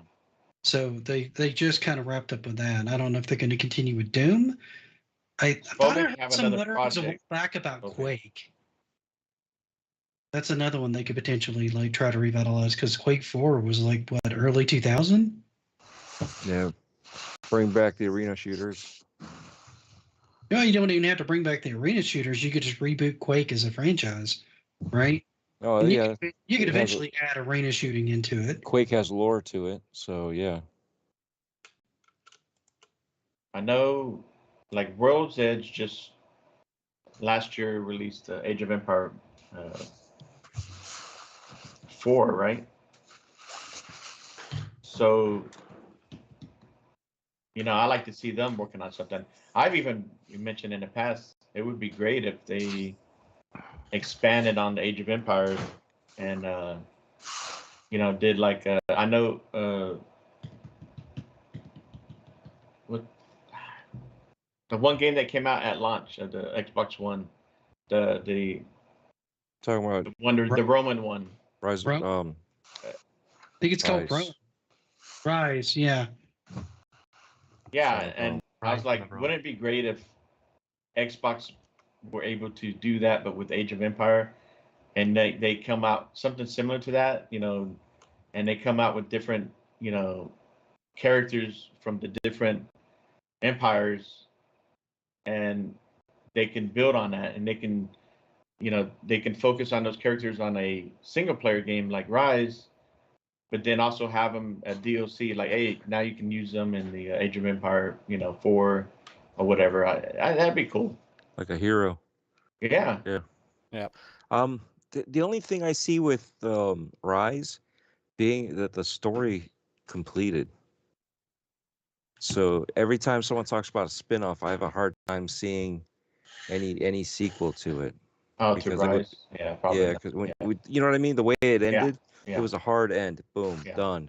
Yeah. There's no more. And as much as everybody talks about, I'd love to see something more. And you're right, it would be great to see something like a spin-off off of it. Maybe another character that you encountered and do like their perspective. So, and I'm all about expanding lore when it comes to these games. You don't always have to give me the same game. And I know it's, sequels are boring to some people, but at the same time they want a new IP. But when you do something like that, it could be successful. You look at ODST, that was successful. I didn't hear a lot of gripe about it, but when you look at Gears with that one spinoff that they had that everybody hated, and then there's like certain people that are like, oh wow, I actually love this game. I can't remember what it's called now, but it's the spinoff. Wasn't it mixed with another franchise or something? I can't even remember. No, it was Gears, but it was another. It was like, was it with like JD a different or type of gameplay or something? Was that? They mixed it up a little differently, which was why it wasn't a Gears. It was a spinoff, but that yet again, you try. It doesn't always succeed, but at least you expand the lore. You know what I mean? You add more to it. You add. What do you see? What do you see when we see these movies? Right? Comics. All these comics are intertwined with each other, and with them being intertwined, they expand the lore of each other and their own selves. So you have all your heroes and you have all your villains that are coming back, and then we get something like Civil War where everybody's like freaking out that we have all the heroes coming back together fighting each other, and we've built up this movie and that movie, and now they're culminating into one movie and going from there. You know what I mean? So doing something like that helps expand. That's why they write books with Star Wars, and now it's Legacy, which sucks. But you had Thrawn, which was like one of the greatest villains that was not a Jedi or not a Sith. Just a basic tactician, and he wasn't human. And you learn all this stuff, and it's like this was cool stuff that expanded on it. Then you have Death Troopers, which expanded on Star Wars version of zombies. And you find out that there's certain people here and there, and it was really cool to see how these storylines went. And that's the beauty of like these books. You do the same thing with the games. So when you do stuff like that, it'd be kind of cool, but you have to do it right. Because we just listed 2 examples. One failed and didn't do so hot. The other one did. Yeah, So. You want to continue on to the same universe, but you want to really explore new themes. So if you do it right, then it's exciting. And if you just want to go and rehash the same ground, then it gets old fast. Yeah. I know one of the big games that from the past that people keep saying every year, you know, especially during the past E3s and all that, that would be show on Xbox stage was Splinter Cell. I knew you were going there. Yeah, and I know, you know, it seems like every year everybody keeps, okay, it's this year. I mean, Xbox has you know, is heard that. You know, wouldn't it be great if they work something out with Ubisoft? I don't think it'd be exclusive, but what if they, you know, maybe possibly on Game Pass, work out a big deal with Ubisoft?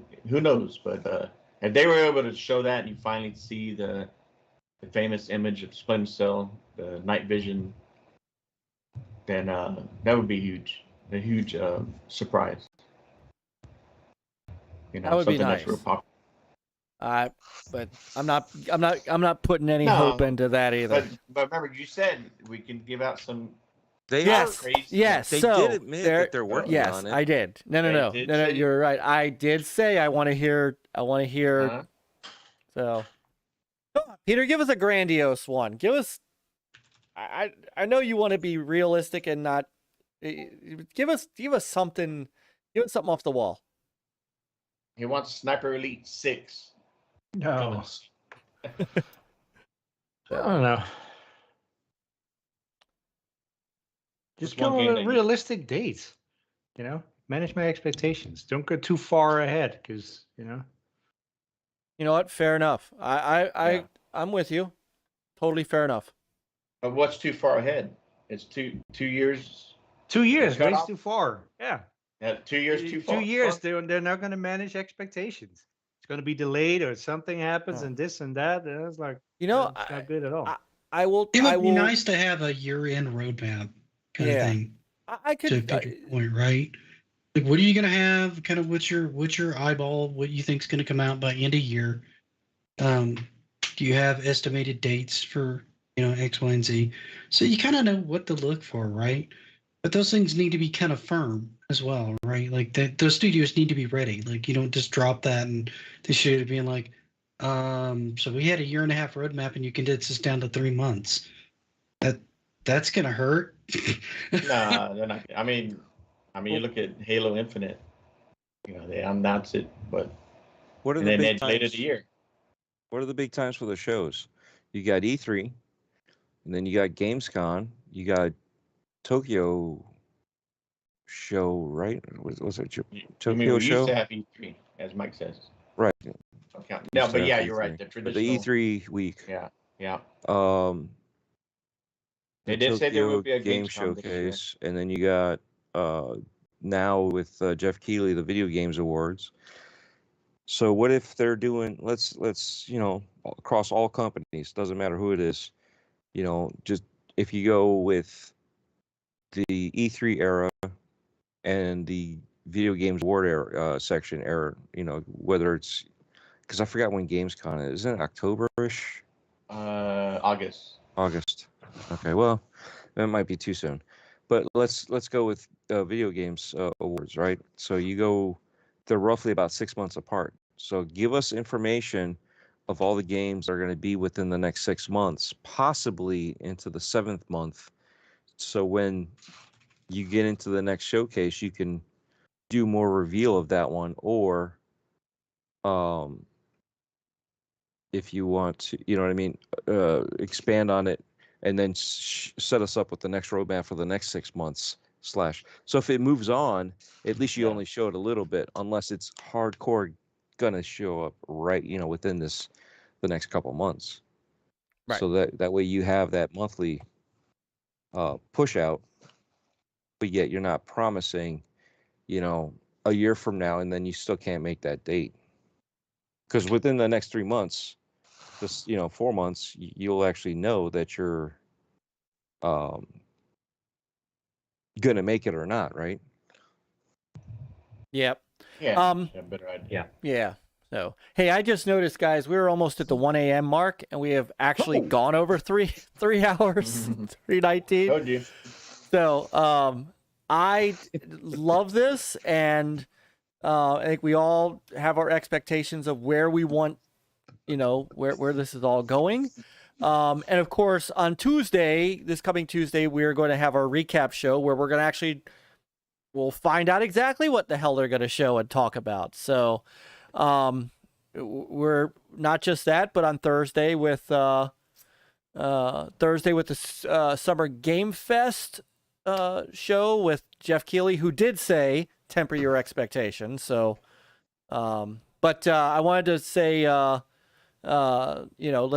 think we can call it here, and we will have, we'll know everything by the time we get here next week. So, and I want to thank you guys for all hanging in there for so long. I know this went long, but a lot to talk about, and it's always a pleasure to have you guys on. Rab, it was great having you on. I know Rab had to kind of dip in because it's quiet time with the kids and not waking anybody up. And I know, unfortunately, my apartment, I have to turn off the lights. So no, all good. We really appreciate you guys coming out, and so it's a good night to talk. Of course, tomorrow night at 9:30 is Amico Forever. So you guys who are looking for more Amico talk, and DJC and Nick's channels are both down in the description below. The Gamers United Guild, our great brothers, and Dread, Rab, pleasure as always. Rab, great first time on. We'll definitely have you back, of course.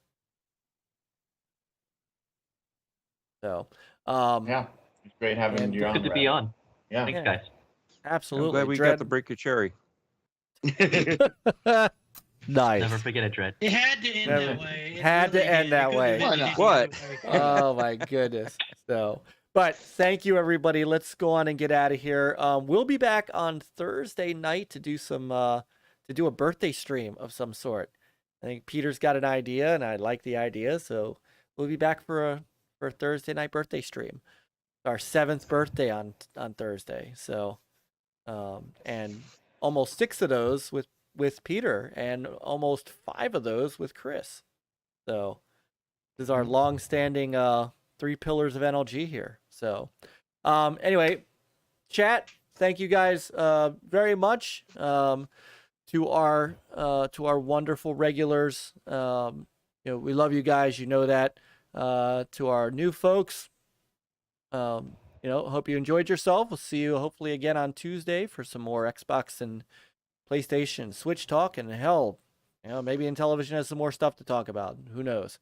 But in the meantime, thank you everyone. We will see you very soon. We did put Dread's channel in the chat, so back up and check that out. I'll get Retro Advisory Boards. Crap, John Alvarado's still with us. Oh my please God, my dude. Dude, if you are still at your desk, I'm going to cry. No. And, Chris, Peter, another Tuesday night in the books. Long one, we got through it. So, good night, everyone. 7 years to get here. That's right. Only took 7 years. So, good night, everyone. Everybody have a great Take care, rest of your week, and we'll see you Good night, everybody. soon. Yeah. Stay on, gaming. gamers. Adios, gamers.